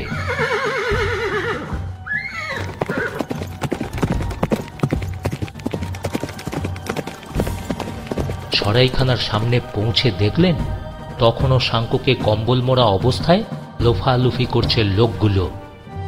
ভেতরে ঢুকতে চাইলেন ডন কুইকোস্ট, কিন্তু ব্যর্থ হতে হলো তাকে, কারণ কটক বন্ধ। এবার রোজিন্যান্টকে প্রাচীরের কাছে নিয়ে গিয়ে দেওয়াল টপকাতে চাইলেন। এবারও ব্যর্থ হলেন তিনি। সারা শরীরে তার এতটাই ব্যথা যে নড়তেই পারলেন না ঘোড়ার পিঠ থেকে। তার মনে হলো সরাইখানার ভিতরের ওই লোকগুলো নিশ্চয়ই জাদুকর বা কোনো জাদুকরের চেলা। ওরা তাকে অথর্ব করে দিয়েছে, নইলে তার সুস্থ শরীরে এতটা ব্যথাই বা হবে কেন? হ্যাঁ, অগত্যা ডন কুইকোস্ট ঘোড়ার উপরে বসেই পাঁচিলের উপর দিয়ে মুখ বাড়িয়ে গালিগালাজ অভিশাপ বর্ষণ করতে লাগলো লোকগুলোকে উদ্দেশ্য করে। তাতে তাদের আমোদ আর একটু বেড়েই গেল কেবল। ওরা আরো বেশ কিছুক্ষণ ওরকম ছোড়াছুড়ি করল শাঙ্ককে নিয়ে। অবশেষে ক্লান্ত হয়ে একসময় ছেড়ে দিল। শাঙ্কো তখনও বেঁচে আছে, এটাই সবচেয়ে আশ্চর্যের ব্যাপার। লোকগুলো ওকে কোট পরিয়ে গাধার পিঠে চাপিয়ে দিল। একজন গিয়ে ফটক খুলে দিল, বাকিরা হইচই করে তাড়িয়ে বের করে দিল ড্যাপেলকে। তার আগে শাঙ্কোর জিনের থলেটা রেখে দিতে ভুলল না সরাইওয়ালা। অবশেষে প্রভুর সাথে মিলিত হতে পারল শাঙ্কো পাঞ্জা। শাঙ্কো যখন ডন কুইকোস্টের কাছে পৌঁছল, তখন তার যে অবস্থা তাকে শোচনীয় বললেও কম বলা হয়। মুহ্যমানের মতো বসে আছে গাধার পিঠে, মাথাটা ঝুলে পড়েছে বুকের ওপর। ড্যাপেলকে চালানোর শক্তিটুকু পর্যন্ত অবশিষ্ট নেই তার। ওর এই অবস্থা দেখে ডন কুইকোস্ট বললেন, আরে শাঙ্কো, এখন আমার কি মনে হচ্ছে জানো, ওই দুর্গ বা সরাইখানা যাই তুমি বলো না কেন, ওর ভেতর নিশ্চয়ই ভূতের আখড়া আছে। শাঙ্কো কোনো মতে মুখ উঁচু করে এক পলকে একটু দেখল প্রভুকে, তারপর মুহূর্তেই আবার নামিয়ে নিল মুখ। ঠিক নিল না, আপনা থেকেই মুখ নেমে গেল তার। কি করে বুঝলাম জানো শাঙ্কো? আবার বললেন নাইট। তোমার করুণ চিৎকার শুনেই আমি ছুটে গিয়েছিলাম বদমাশ লোকগুলোকে উপযুক্ত সাজা দেওয়ার জন্য, আর ফটক বন্ধ দেখে পাঁচিল টপকানোর চেষ্টাও আমি করেছিলাম। কিন্তু এই অদ্ভুত কাণ্ড কি বলবো শাঙ্কো, আমি নড়তেও পারলাম না রোজিড্যান্টের পিঠ থেকে। প্রাণপণে চেষ্টা করলাম, কিন্তু পারলাম না তো পারলামই না। হ্যাঁ, তবে এটা ঠিক শাঙ্কো, একবার যদি পাঁচিল টপকাতে পারতাম, আমি এমন শিক্ষা দিতাম বদমাশগুলোকে যে তাদের বাপ দাদার নাম একেবারে ভুলিয়ে। এ পর্যন্ত শোনার পর আর স্থির থাকতে পারল না শাঙ্কো। ভয়ঙ্কর ক্রোধে ফেটে পড়ে বলল, স্যার, আপনি যাই বললেন না কেন, আমি জানি, হারে হারে টেরও পেয়েছি, ওরা মানুষই, ভূত বা প্রেত জাতীয় কিছু নয় স্যার, জাদুকর তো একেবারে নয়। জানেন স্যার, একজনের নাম ওদের আমি বলতে শুনেছি, পেদ্রো মার্টিনেজ, অন্যজনের নাম টেনোনিও হার্নান্দেজ, আর ওই বেটা সরাইওয়ালার নাম ডেবরা জোয়ান পালোসেক। হ্যাঁ স্যার, হ্যাঁ, আমি নিজের কানে শুনেছি। আপনি যে পাঁচিল টপকাতে পারেননি, তার কারণ জাদুর প্রভাব নয়, অন্য কিছু। হ্যাঁ স্যার, এসব দেখে শুনে আমার মনে হচ্ছে নাইটগিরি ছেড়ে আপনার এখনই গ্রামে ফিরে যাওয়া উচিত। হ্যাঁ স্যার, বলছিলাম, মানে এখন তো ফসল কাটার সময়, চলুন না আমরা ফিরে যাই, ঘর গৃহস্থলীর কাজকর্ম দেখাশোনা করি গিয়ে। হ্যাঁ, নাইট বৃত্তি সম্পর্কে কত সামান্য জানো তুমি শাঙ্কো? পুরনো কথাটাই আবারও স্মরণ করিয়ে দিলেন ডন কুইকোস্ট। শাঙ্কো, ধৈর্য ধরে থাকো আর কটা দিন, তারপর দেখোই না কি হয়। নাইট হওয়া যে কি মর্যাদার, কি সম্মানের, তা তুমি নিজের চোখেই দেখবে। আর একটা মাত্র যুদ্ধ জেতার যে কি আনন্দ, দুনিয়ার সব আনন্দ তুচ্ছ তার কাছে, বুঝলে? Sir, Don Quixote of La মাঞ্চা, মানে এতদিন তো কম দেখলাম না, একটা যুদ্ধও আপনি জিততে পারেননি, খালি পিটুনিই তো খেয়েছেন একটার পর একটা। ও হ্যাঁ, অবশ্যই বিস্ক্যান চাকরটার সঙ্গে জিতেছেন, তবে বিনিময়ে খুইয়েছেন আপনার কান আর শিরস্ত্রাণটার অর্ধেক, তাই নয় কি স্যার? হ্যাঁ, কথাটা তুমি মিথ্যে বলনি শাঙ্কো, তবে ভয় পেও না। হ্যাঁ, খুব শিগগিরই আমি একটা অদ্ভুত ক্ষমতার তলোয়ার জোগাড় করব, আমাদেশের যেমন ছিল, আর ওটা থাকলে জাদুকর বা ভূত প্রেতরা আমার কোনোদিন কোনো ক্ষতি করতে পারবে না। মানে স্যার, আপনার পারবে না তাতে আমার কি? আপনার পাচনের মতো তরোয়ালও খালি নাইটদেরই উপকার করবে। আমি শাঙ্কো পাঞ্জা যেমন পিটুনি খাচ্ছিলাম, তেমনি তো খেতে থাকবো স্যার। আরে না না শঙ্কর, না, এটা ঠিক নয়। আমার ভাগ্য ফিরলে তোমারও ফিরবে। হ্যাঁ। এইসব আলোচনা করতে করতে দুজনে ফাঁকা একটা মাঠের ভেতর এসে পড়েছেন। হঠাৎই ডন কুইকোস্ট খেয়াল করলেন বিরাট একটা ঘন ধুলোর মেঘ গড়িয়ে গড়িয়ে এগিয়ে আসছে তাদের দিকে। আরে, সুযোগ এসে গেছে শঙ্কর, সুযোগ এসে গেছে। হ্যাঁ। নাইট উৎফুল্ল কণ্ঠে বললেন, শঙ্কর, আজই দেখতে পাবে আমার বাহুর জোর কতটুকু। আমি যে কেবল পিটুনি খাই না, মাঝে মাঝে দিয়েও থাকি, তার প্রমাণ পাবে এখনই। ওই দিকে দেখো, দেখো তাকিয়ে, কি বুঝতে পারছো? আগে মানে ধুলো উড়ছে স্যার। হ্যাঁ হ্যাঁ, ধুলো উড়ছে। কিন্তু কেন উড়ছে? দুর্ধর্ষ একদল সৈন্য আমাদের দিকে এগিয়ে আসছে। হ্যাঁ, সৈন্য? তাহলে তো একদল নয় স্যার, দুদল স্যার। ওই দেখুন স্যার, ওদিকেও তো ধুলোর মেঘ দেখা যাচ্ছে। ঘাড় ফিরিয়ে তাকালেন ডন কুইকোস্ট। আরে বাহ শঙ্কর, তুমি তো ঠিকই বলেছ। এবার আগের থেকেও উৎফুল্ল আর উত্তেজিত তার কণ্ঠস্বর। দেখো দেখো দেখো শঙ্কর, একসঙ্গে দুটো সৈন্য দলের মোকাবেলা আমাদের করতে হবে। হ্যাঁ, এমন ভাগ্য কজন নাইটের হয় বলো তো? কি? ডন কুইকোস্ট আনন্দে উত্তেজনায় আত্মহারা হয়ে উঠলেও শঙ্কর অবস্থা একেবারেই বিপরীত। সে বেচারা ভয়ে কাঁপতে শুরু করেছে। একজন দুজন মানুষের সাথে লড়াই করতে গিয়ে প্রভুর যা দুরবস্থা দেখেছে, এখন আবার সেনাদল, তাও একটা নয়, দুটোর সাথে যদি লড়তে যান, তাহলে তার প্রভুকে খুঁজে কি পাওয়া যাবে? ও স্যার! ধুলোর মেঘ দুটো একটু কাছাকাছি হতেই চিৎকার করল শঙ্কর, স্যার, আমরা এবার কি করব? আরে কি আবার? যুদ্ধ! হ্যাঁ, যুদ্ধ?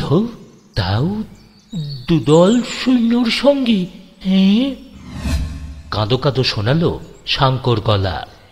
আরে ধ্যাত, না না, দুদলের সাথে লড়ব কেন? যে দল দুর্বল আমরা তাদের পক্ষ নেব। আরে জানো না, নাইটের ধর্মই তো তাই, দুর্বলের পক্ষে সবলের বিপক্ষে দাঁড়ানো। হ্যাঁ, কিন্তু স্যার, বুঝতেই পারছি না, এই দুটো বাহিনী যুদ্ধ করতে আসছে কেন? কেন আবার? এক দল আর এক দলকে পছন্দ করে না, তাই। দেখো, আমাদের সামনে যে বাহিনীটা, ওটার নেতৃত্ব দিচ্ছে সম্রাট আলী ফ্যান ফোরান। এটা বইয়ে পড়া একটা চরিত্র। জানো শঙ্কর, লোকটা মুসলিম। আর আমাদের পেছন থেকে যে বাহিনীটা আসছে, তার নেতৃত্বে আছে রাজপুত্র পেন্টাপলিন, খ্রিশ্চান। তুমি তো জানো না, আলী ফ্যান ফোরান পেন্টাপলিনের মেয়েকে বিয়ে করতে চায়, কিন্তু পেন্টাপলিনের গো খ্রিশ্চান ছাড়া আর কারো সাথে মেয়ের বিয়েই দেবে না। তাই তো পরিণামে এই যুদ্ধ। ও, তাহলে স্যার, আমরা নিশ্চয়ই পেন্টাপলিনের পক্ষে, তাই না? খ্রিশ্চান হিসেবে তাকেই তো সাহায্য করা, সেটাই তো আমাদের কর্তব্য, তাই নয় কি স্যার? হ্যাঁ শঙ্কর, তুমি ঠিকই বলেছ, পেন্টাপলিনের পক্ষই নেব আমরা। কিন্তু স্যার, আমরা আমার এই গাধাটাকে কি করব? হ্যাঁ, মানে গাধার পিঠে চেপে সৈন্যদের সঙ্গে লড়তে যাওয়া কেমন দেখাবে না স্যার? তাও বটে। ডন কুইকোস্ট চিন্তিত ভঙ্গিতেই বললেন, শঙ্কর, এক কাজ করো, ওকে ছেড়ে দাও। ইচ্ছে হলে থাকুক, নয়তো চলে যাক। যুদ্ধের পরে দেখবে প্রচুর ঘোড়া মালিক ছাড়া হয়ে গেছে। একটা পছন্দ করে তখন তুমি নিয়ে নিও। নাও এখন চলো, ওই ছোট্ট পাহাড়টার ওপর গিয়ে দাঁড়াই। ওখান থেকে দুপক্ষেরই সৈনিকদের ভালো করে আমরা দেখতে পাবো। পাহাড়ের ওপর উঠে দুপক্ষের প্রধান বীরদের নাম, তাদের পরিচয়, চেহারা, কে কোন অঞ্চল থেকে এসেছে ইত্যাদির বর্ণনা দিতে লাগলেন ডন কুইকোস্ট। কিছুক্ষণ শুনেই শঙ্কর বলল, কিন্তু স্যার, এদের কাউকেই তো কই, আমি তো দেখতেই পাচ্ছি না। আরে পাবে পাবে, একটু ধৈর্য ধরো। আর একটু এগিয়ে আসুক, দেখবে তারপর ঠিকই দেখতে পাবে। শাঙ্কো ধৈর্য ধরে রইল। যুদ্ধ শেষে কি ধরনের ঘোড়া নিলে ভালো হবে সেটাই ভাবছে এখন শাঙ্কো। ওহে শাঙ্কো, শুনেছ? একটু পরেই বললেন ডন কুইকোস্ট। ঘোড়ার রেশাধ্বনি শুনতে পাচ্ছ তুমি? আর ওই শোনো সিংহার আওয়াজ, ওই শোনো ঢাকের। কই স্যার, এ তো ভেড়ার ম্যামা ছাড়া আমি তো কই কিছুই শুনতে পাচ্ছি না। আরে তুমি ভয় পেয়েছো শাঙ্কো, সেই জন্যই তো উল্টাপাল্টা শুনছো। শোনো, তুমি দাঁড়াও এখানে, আমি যাচ্ছি আলি ফ্যানফারনের সঙ্গে লড়াই করতে। ঘোড়া ছোটালেন ডন কুইকোস্ট সামনের ধুলোর মেঘের দিকে। আর ঠিক এই সময়ে দমকা বাতাসে উড়ে গেল ধুলোর মেঘ দুটো। সত্যি সত্যি দুপাল ভেড়া ম্যাম্যা করতে করতে দুদিক থেকে আসছে, আর দুদিকেই কয়েকজন করে রাখাল ওদেরকে তাড়িয়ে আনছে। হ্যাঁ, কি কিন্তু কানে না হয় আমি ভুল শুনেছি, তবে চোখেও কি ভুল দেখছি? মনে মনে কথাটা বলল Sancho. Sir, sir knight, sir knight Don Quixote of La Mancha, থামুন স্যার থামুন, ওগুলো সৈন্য নয় ভেড়া। কিন্তু কে শোনে কার কথা? ভয়ঙ্কর মূর্তিতে ছুটে গিয়ে আক্রমণ করলেন আলি ফ্যানফারনের বাহিনীকে, অর্থাৎ সামনের ভেড়ার পালটাকে। বর্ষা দিয়ে আঘাতের পর আঘাত করে চললেন ভেড়াগুলোকে। আতঙ্কিত হয়ে উল্টোপাল্টা ছুটোছুটি শুরু করল নিরীহ ভেড়ার দল। আর আচমকাই এই ধরনের উপদ্রবে হতভম্ব হয়ে গেল মেষ পালকেরা।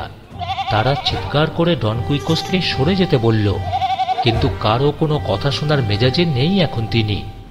মেষপালকদের চিৎকারের জবাবে পাল্টা চিৎকার করলেন, আরে কই কই কই তুমি আলি ফ্যানফারন? হ্যাঁ, সাহস থাকে তো আমার সামনে এসো। আর ধৈর্য রাখা সম্ভব হল না রাখালদের পক্ষে। ভয়ানক ক্রুদ্ধ হয়ে তারা ছোট ছোট পাথর কুড়িয়ে ছুঁড়ে মারতে লাগলো মূর্তিমান উপদ্রবটার দিকে। আর এতে আরও ভয়ঙ্কর হয়ে উঠল নাইটের মেজাজ।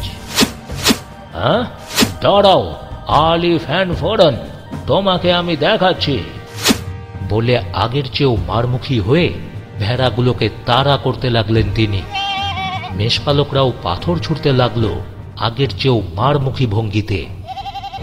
হঠাৎই একটা বড়সড় নুড়ি এমন ভয়ানক গতিতে ছুটে এসে ডন কুইকোস্টের বুকে লাগলো যে তার মনে হলো নির্ঘাত পাঁজরের গোটা দুয়েক হাড় চূর্ণ হয়ে গেছে।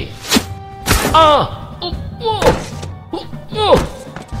আহ আহ আহ আহ বুক চেপে ধরে ঘোড়া থেকে পড়ে গেলেন তিনি। রাখালরা এবার হৈ হৈ করতে করতে এগিয়ে এলো তার দিকে। সংখ্যায় তারা 4-5 জন। ভেড়া তাড়ানোর লাঠি দিয়ে ভালো মতো উত্তম মধ্যম দিল এই দুর্বৃত্তটাকে।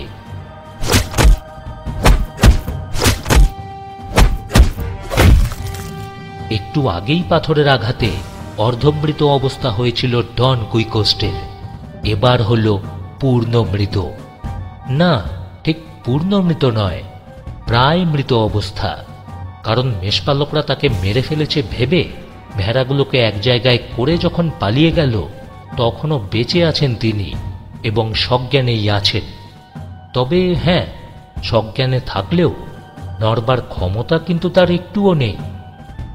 আগেরবার ঘোড়া পালকদের হাতে মার খেয়ে যে অবস্থা হয়েছিল তার চেয়ে কোনো অংশে তো কম নয়, বরং বেশি। এবার তার সামনের দিকের বেশ কয়েকটা দাঁত একেবারে উধাও হয়ে গেছে, তার মুখ ভর্তি রক্ত। শাঙ্কো সেই ছোট্ট পাহাড়টার ওপরই এতক্ষণ দাঁড়িয়েছিল। মেষপালকরা চলে যেতেই গুটি গুটি পায়ে এসে দাঁড়ালো প্রভুর পাশে। স্যার, স্যার নাইট, আমি কিন্তু তখনই বলেছিলাম, হ্যাঁ ওগুলো সৈনিক নয়, ভেড়া। আপনি শুনলেন না? আরে দূর দূর, তুমি কিছু জানো না শাঙ্কো। ওরা সৈনিকই ছিল, আমার সেই পুরনো শত্রু জাদুকর ফ্রেস্টন ওদের ভেড়া বানিয়ে দিয়েছিল। তাই তো তুমি ওদের ভেড়া দেখেছ। আসলে তো ভেড়া বানায়নি, আমাদের উপর মায়াজাল বিস্তার করেছিল বদমাসটা, যেন আমরা খালি ভেড়াই দেখি। আমার কথা বিশ্বাস না হয় ওদের পেছনে পেছনে যাও না, গিয়ে দেখো। এতক্ষণে আবার ওরা হয়তো মানুষ হয়ে গেছে। মানে কি জানো শাঙ্ক, মায়ার প্রভাবটা কেটে গেছে তোমার ওপর থেকে। হ্যাঁ। শঙ্কর বলতে ইচ্ছে হলো, তাহলে স্যার, মেষপালকরা যারা আপনাকে ডান্ডা পেটা করল, তাহলে তাদের কেন ভেড়ার মতো দেখা গেল না? হ্যাঁ, বলতে ইচ্ছে হলো শঙ্কর, কিন্তু বলল না। যত যাই হোক না, এমন একটা ভয়ানক পিটুনি খেয়ে উঠেছেন প্রভু, এখন শ্লেষ সহ্য করতে পারবার মতো মেজাজ তার নাও থাকতে পারে। শাঙ্ক ড্যাপেলের দিকে এগোল, অর্জিনের থলেতে প্রভুর শুশ্রূষা করবার মতো কিছু আছে কিনা দেখার জন্য। কিন্তু গাধাটার কাছে পৌঁছে শাঙ্কর চোখ ছানা বড়া হয়ে গেল। জিনের থলেগুলোর একটাও নেই। পড়ে গেছে নাকি বা কেউ নিয়ে গেছে, শাঙ্ক সেটা বুঝে উঠতেই পারল না। কয়েক মুহূর্ত নির্বাক হয়ে দাঁড়িয়ে থেকে ড্যাপেলকে নিয়ে আবারও প্রভুর কাছে এসে দাঁড়াল। বেশ কয়েকবার চেষ্টা করবার পর অবশেষে উঠে বসতে পারলেন ডন কুইকোস্ট, তবে নিজে নিজেই।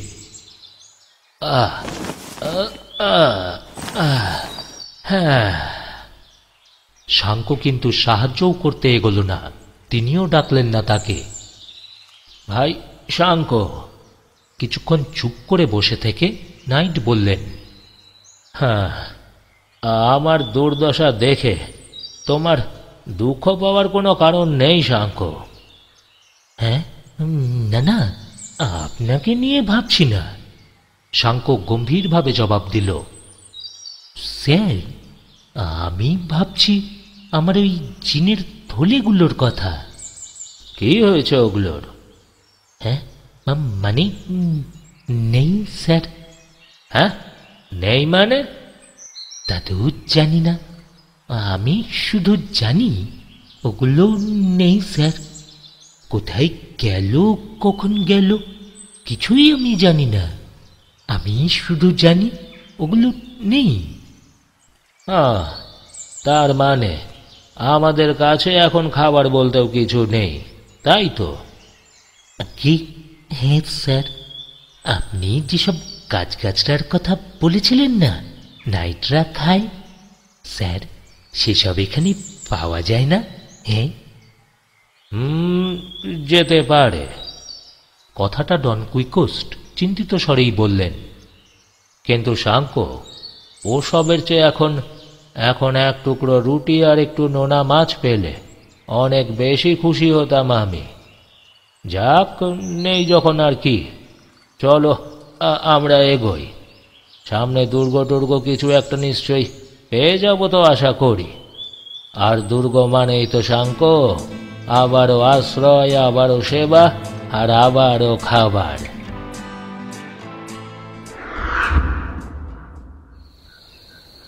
রাত হয়ে গেল, কিন্তু আশ্রয়ের খোঁজ পেলেন না ওরা। ক্ষুধায় তৃষ্ণায় রীতিমতো ধুঁকতে ধুঁকতে এগিয়ে চলেছেন নাইট ও তার পার্শ্বচর।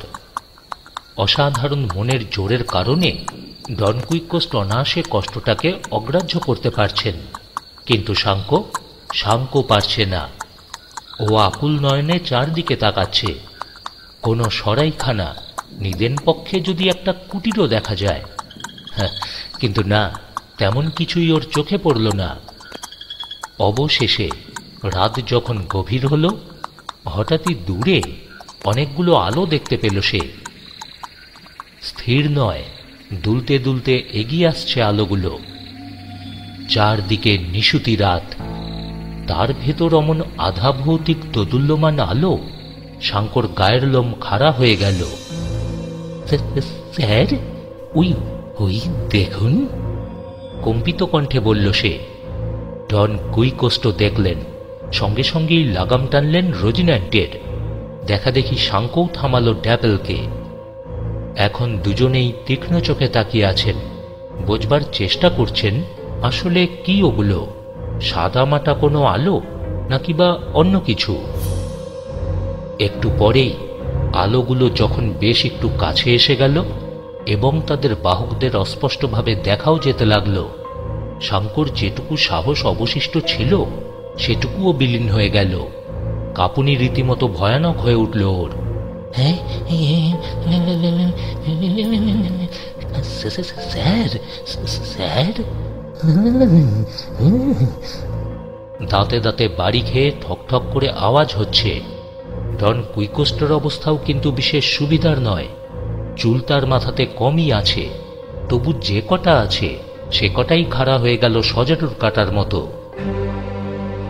আলো বহন করে যারা আসছে তারা যে মানুষ নয় বুঝতে কোনো অসুবিধা হয়নি তার। আপাদমস্তক ধবধবে সাদা আলখাল্লায় মোড়া তাদের শরীর, আর প্রত্যেকেই ঘোড়ার পিঠে। এগোনোর সময় অতিপ্রাকৃতিক ভঙ্গিতে দুলছে তাদের শরীরগুলো। নিশ্চয়ই নিশ্চয়ই প্রেত ওরা, আর রাতের অন্ধকারে নেমে এসেছে পৃথিবীর মাটিতে।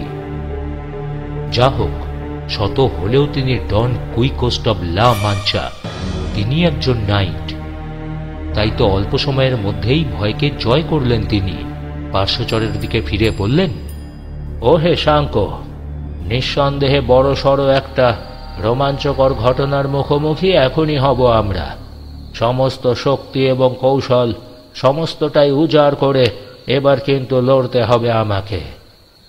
হ্যাঁ স্যার, আমার আমার কপাল খারাপ স্যার। কম্পিত কণ্ঠেই জবাব দিল শাঙ্কো। স্যার, আপনার কথা সত্যি হলে এবার ভূতের মোকাবিলা করতে হবে আমাদের। হ্যাঁ স্যার, শরীরের হাড় মাংস এক থাকলে হয়। হ্যাঁ শাঙ্কো, হলোই বা ভূত, তুমি নিশ্চিন্তে থাকো। তোমার পোশাকের একটা সুতোও এবার ওরা স্পর্শ করতে পারবে না। আগের বার যে পেরেছে তা আমি পাঁচিল টপকাতে পারিনি বলেই। এখন ফাঁকা মাঠের ভেতর আমরা, বুঝলে? ইচ্ছে মতো আমি তলোয়ার চালাতেই তো পারবো। হ্যাঁ, কিন্তু যদি আগের বারের মতো এবারও আপনার নড়বার ক্ষমতা ওরা কেড়ে নেয় স্যার? হ্যাঁ, জিজ্ঞাসা করল শাঙ্কো। স্যার, প্রভু, ফাঁকা মাঠে থেকে লাভ তাহলে কি হবে? হ্যাঁ শাঙ্কো, আমার মনে হয় না তা ওরা পারবে। তুমি একটু সাহস রাখো বুকে, তাহলে নিজের চোখেই দেখবে তোমার প্রভুর ক্ষমতা কতটুকু। হ্যাঁ, ঠিক আছে স্যার, ঈশ্বর যদি তাতে খুশি হন তবে আমি তাই রাখব। ইতিমধ্যে আরো কাছে এসে গেছে অতিপ্রাকৃতিক মিছিলটা। স্পষ্ট দেখা যাচ্ছে এখন ওদের প্রায় 20 জন লোক, ঘোড়া নয় খচ্চরের পিঠে বসে। এতক্ষণ বোঝা যাচ্ছিল না, কিন্তু এখন যাচ্ছে। নিচু স্বরে সুর করে ওরা কি যেন আওড়াচ্ছে, আর হাতের আলোগুলো আসলে জ্বলন্ত মশাল। খচ্চর আরোহীদের পেছনে কালো আচ্ছাদন লাগানো একটা পালকিও আছে, আর পালকি টানছে যে খচ্চরগুলো সেগুলোও কালো কালো কুচকুচে। সম্ভবত রাতের বেলা বলেই বোধহয় ওরকমই দেখাচ্ছে। ভূতি হও আর যাই হও, এবার আমার হাত থেকে নিস্তার নেই তোমাদের। হ্যাঁ, বিড়বিড় করে কথাটা বলে বর্ষা বাগিয়ে ধরলেন ডন কুইকোস্ট। তারপরই শাঙ্কোর উদ্দেশ্যে বললেন, শোনো শাঙ্কো, তুমি এখানেই দাঁড়াও, আমি দেখছি ওদের দৌড় কতটুকু। তারপরই আর দেরি না করে রাস্তার মাঝখানে গিয়ে দাঁড়ালেন তিনি।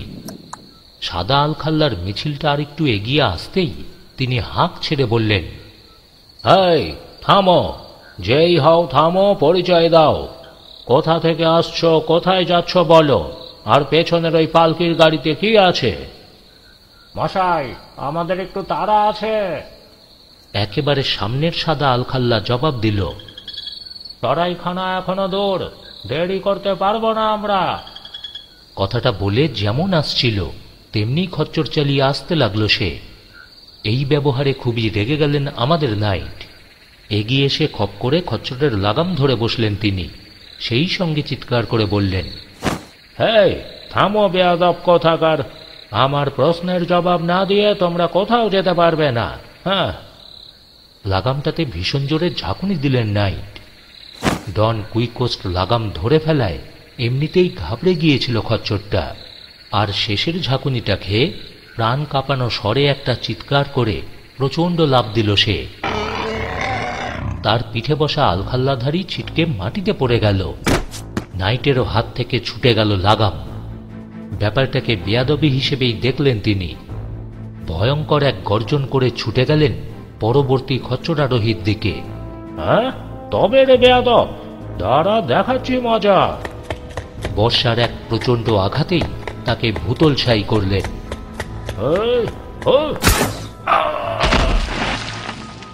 তারপরই ফিরলেন আরও একজনের দিকে, কিন্তু সেই আর একজন তখন আর এ তল্লাটে নেই।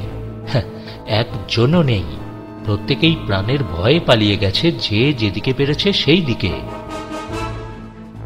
শাঙ্কো এতক্ষণ দূর থেকেই দেখছিল প্রভুর দুঃসাহসিক কাজকর্ম।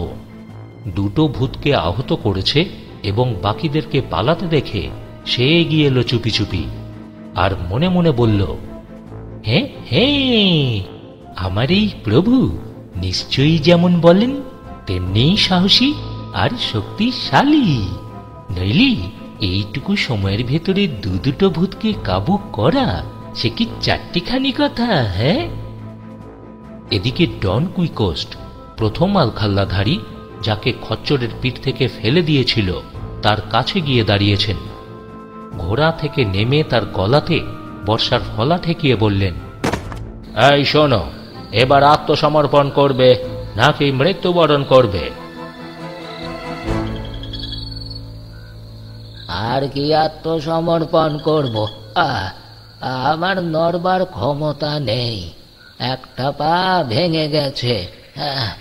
স্যার, আপনার কাছে একটাই মিনতি আমার, যদি আপনি খ্রিস্টান হন, আমাকে দয়া করে হত্যা করবেন না। আমি একজন সামান্য পাদ্রী।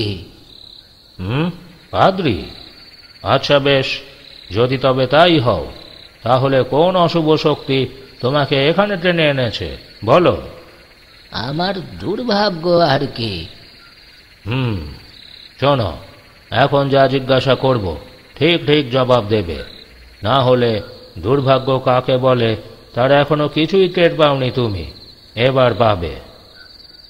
আগে দেব, আপনি জিজ্ঞাসা করুন। কে তুমি? আগেই তো বলেছি, সামান্য এক পাদ্রী, কলা বিষয়ের স্নাতক, নাম আলোনজো লোপেজ। তা কোথা থেকে আসছো? যাচ্ছিলেই বা কোথায়?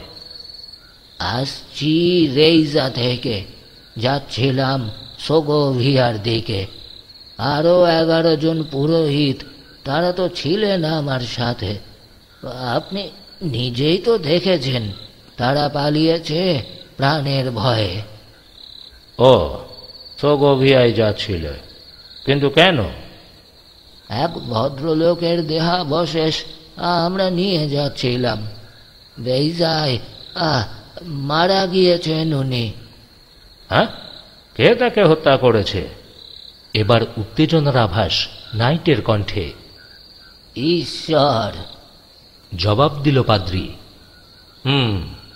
তাহলে আর কি, উনি আমাকে বাঁচিয়ে দিলেন ভদ্রলোকের মৃত্যুর প্রতিশোধ নেওয়া থেকে। আপনি কেন ওর মৃত্যুর প্রতিশোধ নেবেন? তাহলে আর কে নেবে? আজকের দুনিয়ায় যত অত্যাচার, অনাচার, অবিচার, সবের প্রতিকারের ভার কেবলমাত্র আমারই উপর। আমি night, Don Quixote of La মাঞ্চা। আমি ছাড়া আর কে নেবে নিরীহ এক ভদ্রলোকের মৃত্যুর প্রতিশোধ? হ্যাঁ। ও, কিন্তু ঠিক বুঝতে পারলাম না আপনার কথা। একজন নিরীহ মানুষের মৃত্যুর প্রতিশোধ নিতে গিয়ে আর একজন নিরীহ মানুষকে আপনি মারতে বসেছেন। এ কেমন অন্যায়ের প্রতিকার? আরে হ্যাঁ, ব্যাপারটা একটু ভুলই হয়ে যাচ্ছিল, বুঝলেন? একটু যেন কেমন সলজ্জ শোনালো নাইটের গলা। হ্যাঁ, অবশ্য এর জন্য দায়ী তোমরা।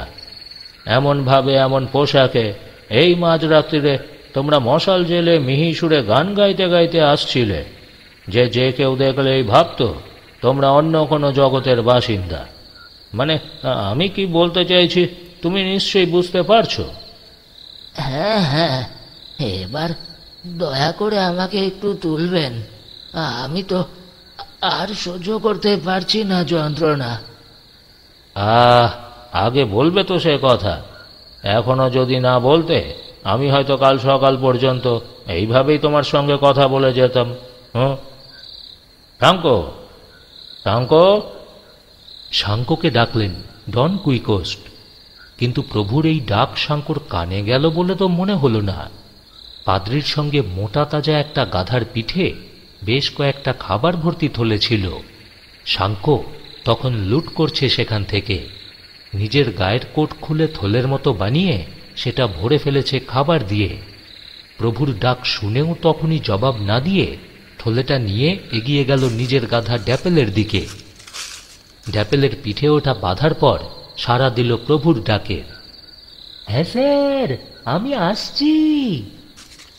শাঙ্কো আসার পর নাইট ওকে বললেন পাদ্রিকে তার খচ্চরের পিঠে বসিয়ে দিতে। বিনা বাক্য ব্যয়ে নাইটের নির্দেশ পালন করল শাঙ্কো। তারপর প্রভুকে উঠতে সাহায্য করল তার ঘোড়া রোজিনেন্টের পিঠে। এদিকে অন্য ভূপাতিত আলখাল্লাধারীও নিজেরই চেষ্টায় উঠে পড়েছে তার খচ্চরে। এবার সঙ্গীর কাছে এসে দাঁড়ালো সে। ডন কুইকোস্ট তাদের উদ্দেশ্যে বললেন, শোনো, চলে যাও তোমরা, দেখো অন্য সঙ্গীদের খুঁজে বের করতে পারো কিনা। আর হ্যাঁ, ওরা যদি জিজ্ঞাসা করে কে ওদের অমন মারমুখী ভঙ্গিতে আক্রমণ করেছিল, বলো তার নাম ডন কুইকোস্ট অব লা মাঞ্চা। হ্যাঁ, অথবা বিষণ্ণমুখ নাইট, জুড়ে দিল শাঙ্কো। ঘাড় কাত করে রাজি হয়ে রওনা হয়ে গেল দুজন পাদ্রী। এবার শাঙ্কোর দিকে ফিরলেন নাইট। আচ্ছা শাঙ্কো, বিষণ্ণমুখ নাইট এই নামটা তুমি কোথায় পেলে? হ্যাঁ, না না, পাবো কেন স্যার, ওটা তো আমি বানিয়েছি। হ্যাঁ, ওদের এই মশালের আলোয় আপনার চেহারা যা দেখাচ্ছিল, বিষণ্ণতার যেন জীবন্ত ছবি। কিন্তু স্যার, কেন যে অমন লাগছিল না তা আমি জানি না। হয়তো দাঁত হারিয়েছেন বলে, নয়তো বা যুদ্ধ করে আপনি অনেক ক্লান্ত হয়ে গেছেন বলে। কিন্তু না না, ঠিক আমি জানি না স্যার। আসলে তা নয়, বুঝলে শাঙ্কো, জবাব দিলেন ডন কুইকোস্ট। হ্যাঁ, কোনো এক অদৃশ্য শক্তি তোমার মুখ দিয়ে উচ্চারণ করিয়েছে নামটা। কারণ কি জানো?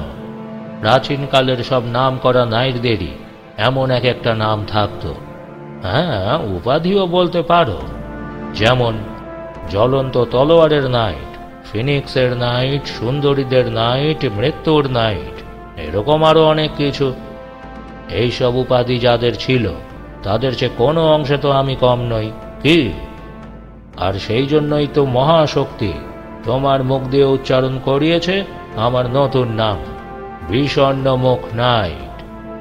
হ্যাঁ হ্যাঁ, হতে পারে স্যার, তবে এটাও ঠিক স্যার, সত্যি সত্যি তখন আপনার চেহারাটা যা লাগছিল না।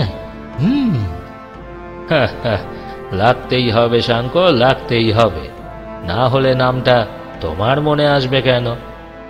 যা হোক, চলো এখন দেখি ওই পালকিতে কি আছে।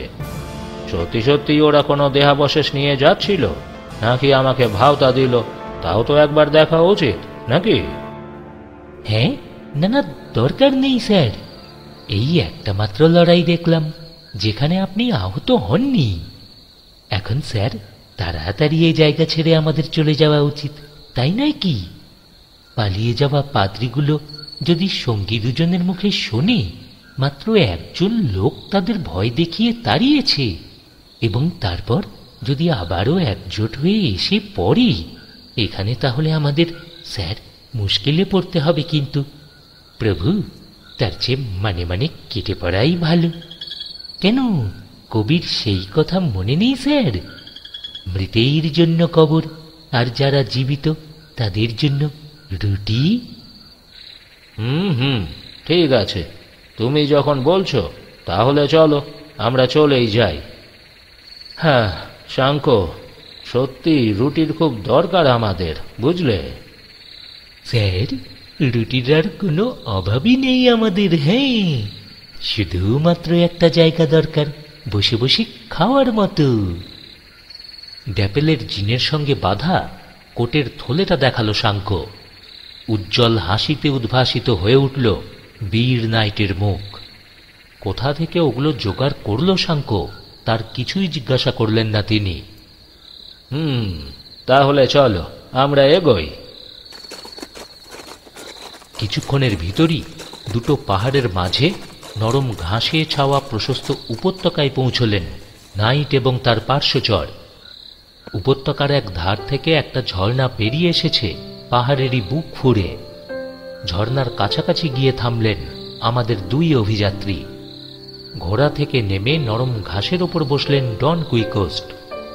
শাঙ্ক ড্যাপেলের পিঠ থেকে নিয়ে এলো খাবারের থলে।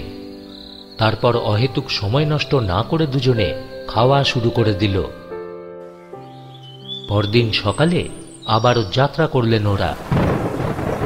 কিছুদূর যেতে না যেতেই বৃষ্টি নামল মুষলধারে। স্যার, স্যার এখন কি করব জানতে চাইল শাঙ্ক। স্যার, এই যে ভিজে গেলাম একেবারে। কি আর করবো শাঙ্ক, এগিয়ে যাব। বৃষ্টি কোনোদিন কোনো নাইটের গতি স্তব্ধ করেছে বলে তো কখনো শুনিনি। হ্যাঁ, কিন্তু স্যার কোথাও দাঁড়ালে হতো না? না শাঙ্ক, না, খামোকা সময় নষ্ট করা সাজে না নাইটদের। দেখো, বৃষ্টি এমন কিছু জোরে পড়ছে না যে আমাদেরকে দাঁড়াতে হবে। চলো চলো।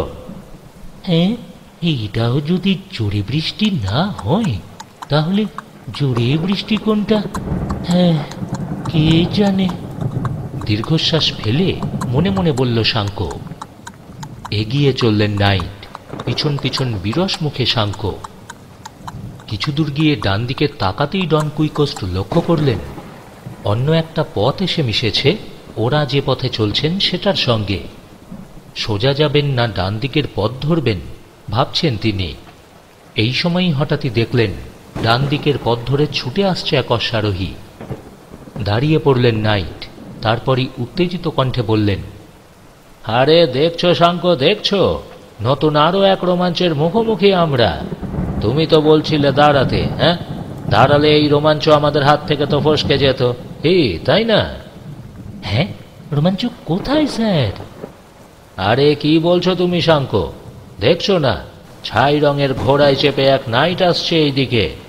ওর মাথায় ওটা মামব্রিনোর শিরস্ত্রাণ। মামব্রিনো? সে কে? এই নামের কারো কথা তো কখনোই শুনিনি স্যার। হ্যাঁ, মামব্রিনোর নাম শোনোনি? মামব্রিনো সে এক মুরিশ রাজা। তাহলে শোনো, খাঁটি সোনার তৈরি এক জাদুঘরের শিরস্ত্রাণ পরত সে। হ্যাঁ, জাদুর শিরস্ত্রাণ?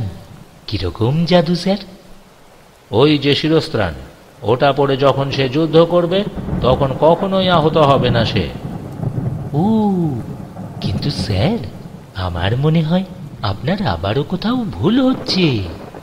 হ্যাঁ, ভুল হচ্ছে আমার? কেন শাঙ্ক, তুমি দেখতে পাচ্ছ না? ধূসর রঙের ঘোড়ায় চেপে এক নাইট ছুটে আসছে আমাদের দিকে, আর মাথায় তার সোনার শিরস্ত্রাণ। হ্যাঁ, কিন্তু আমি যা দেখছি এবং যা বুঝতে পারছি, একটা লোক আসছে বটে, তবে ঘোড়ায় নয়, আমার ড্যাপেলের মতোই একটা গাধার পিঠে চেপে। আর লোকটার মাথায় চকচকেই কিছু একটা রয়েছে। আরে হ্যাঁ শাঙ্ক, ওই চকচকে জিনিসটাই মামব্রিনোর শিরস্ত্রাণ। কিন্তু স্যার, শিরস্ত্রাণ কোথায়?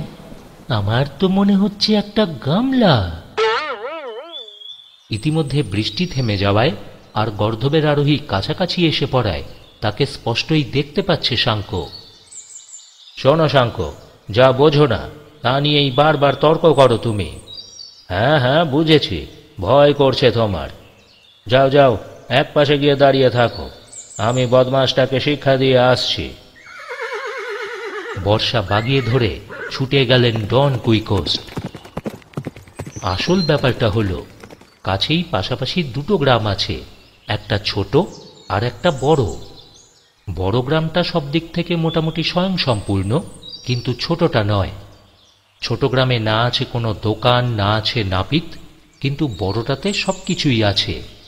বড় গ্রামের নাপিত লোকটা দুই গ্রামেরই মানুষের ক্ষৌরকর্ম করে।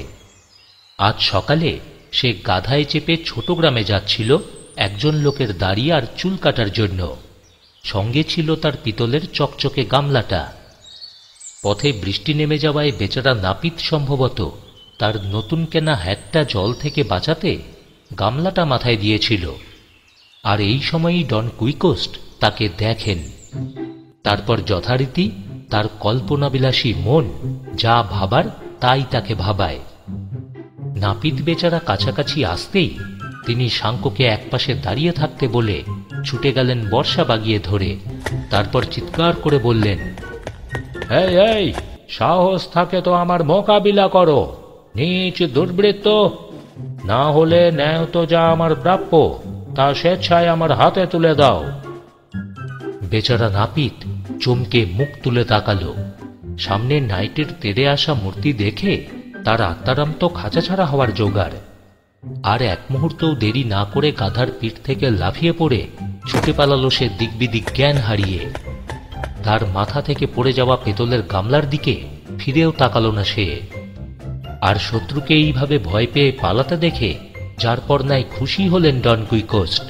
আত্মপ্রসাদের হাসি হেসে তাকালেন মূঢ় শাঙ্কর দিকে, যেন বোঝাতে চাইলেন,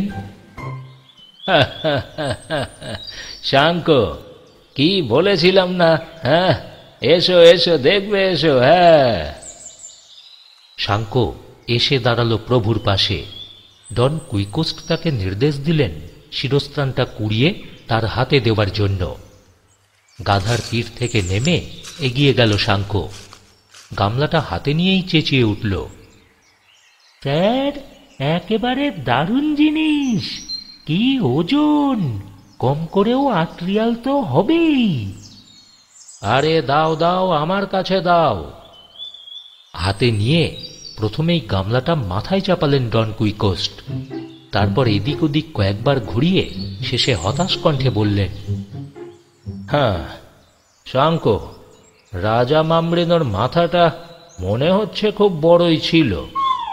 আর সবচেয়ে যেটা দুঃখজনক, দেখো, শিরস্ত্রাণটার কিন্তু কোনো মুখাবরণ নেই।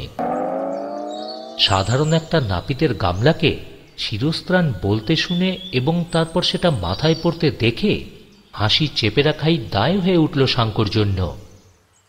প্রভু রেগে যেতে পারেন ভেবে তখনই অবশ্য মুখে হাত চাপা দিল। কি ব্যাপার শাঙ্ক, তুমি হাসছ কেন? অবাক হয়ে প্রশ্ন করলেন নাইট। না না, মানে আপনার ওই শিরস্ত্রাণটা, স্যার, আমার কাছে ওটা ঠিক নাপিতের গামলার মতো লাগছে। হ্যাঁ। আসলে ব্যাপারটা কি হয়েছিল তোমাকে বলি, শোনো। এই বিখ্যাত শিরস্ত্রাণ কোনো না কোনোভাবে এমন কারো হাতে পড়ে গিয়েছিল যে এটার মূল্য মর্যাদা সম্পর্কে সে বেচারা কিছুই জানত না। খাঁটি সোনার তৈরি দেখে সে এটার অর্ধেকটা গলিয়ে নিজের কাজে লাগিয়েছে, আর বাকি অর্ধেক রেখে দিয়েছে এইভাবেই, যাকে তুমি নাপিতের গামলা বলছো, বুঝলে? হ্যাঁ হ্যাঁ, হতে পারে স্যার। অবশ্য তাতে আমার কিছু এসে যায় না, উৎফুল্ল কণ্ঠে বলে চললেন নাইট। এটাই আমি পড়ব। যতই যাই হোক, এটার একটা অদ্ভুত জাদুকরী ক্ষমতা ছিল। নিশ্চয়ই অর্ধেক হয়ে যাওয়ার পর সেই ক্ষমতা এখনো অর্ধেক কিছুটা আছে। আর কিছু না হোক, ছোটখাটো আঘাত থেকে অন্তত এটা আমাকে তো রক্ষা করবে, কি বলো? আর ওই ধূসর না, মানে ঘোড়াটা আর কি হবে? নিজের গাধার সঙ্গে নাপিতের গাধা বদলে নেওয়ার আশায় কথাটা বলল শাঙ্ক। স্যার, এমন ভালো ঘোড়া আমি কমই দেখেছি জীবনে। হ্যাঁ, সত্যিই নাপিতের গাধাটা অনেক ভালো আর স্বাস্থ্যবান শাঙ্কর ড্যাপেলের থেকে। শাঙ্কর আশাটাকে অবশ্য খুব একটা আমল দিলেন না ডন কুইকোস্ট। না শাঙ্ক, তোমার উদ্দেশ্য আমি বুঝতে পেরেছি, কিন্তু তা তো করা চলবে না। কোনো সত্যিকারের নাইট পরাজিত শত্রুর ঘোড়া কখনোই লুণ্ঠন করে না। শোনো, ওটা যেখানে আছে সেখানেই থাক। লোকটা যখন দেখবে আমরা চলে গেছি, সে এসে তার ঘোড়াটাকে নিয়ে যাবে। হ্যাঁ, কিন্তু স্যার, ঘোড়াটা পেলে আমার খুবই উপকার হতো, হতাশ কণ্ঠে বলল শাঙ্ক। তবে এই যদি নাইটদের রীতি হয় তাহলে তো কিছু আমার বলার নেই। কিন্তু স্যার, ঘোড়া যদি নাই বা নেওয়া গেল, এর সাজসজ্জাও কি নেওয়া যাবে না? হ্যাঁ, এবার ভাবনায় পড়লেন ডন। আমি ঠিক জানি না শাঙ্ক, তবে যেহেতু জানি না, সেহেতু যতক্ষণ না জানছি ততক্ষণ তোমাকে ওগুলো নেওয়ার অনুমতি তো আমি দিতেই পারি। কিন্তু শর্ত হচ্ছে, বিনিময়ে তোমারগুলো দিতে হবে ওকে, আর তোমার প্রয়োজনও খুবই জরুরি হতে হবে। হ্যাঁ স্যার, কি জরুরি প্রয়োজন যদি আপনাকে বোঝাতে পারতাম। স্যার, এই প্রয়োজনের চেয়ে আমার জরুরি আর কিছু হয় না তো। তাহলে নাও, তবে ডাপেলের সাজসজ্জা আগে ওর গায়ে পরিয়ে দেবে, তারপর ওরগুলো তুমি নেবে, কেমন? খুশি মনে কাজে লেগে গেল শাঙ্ক। কিছুক্ষণ পর আবারও পথে নামলেন নাইট ও তার অনুচর। নাইটের মনটা যেন খুব খুশি খুশি, একটু যেন গর্বিত। বিখ্যাত বীর মামব্রিন শিরস্ত্রাণ মাথায় দিয়ে পথ চলছেন তিনি, আর এমন সৌভাগ্য কজনেরই বা হয়?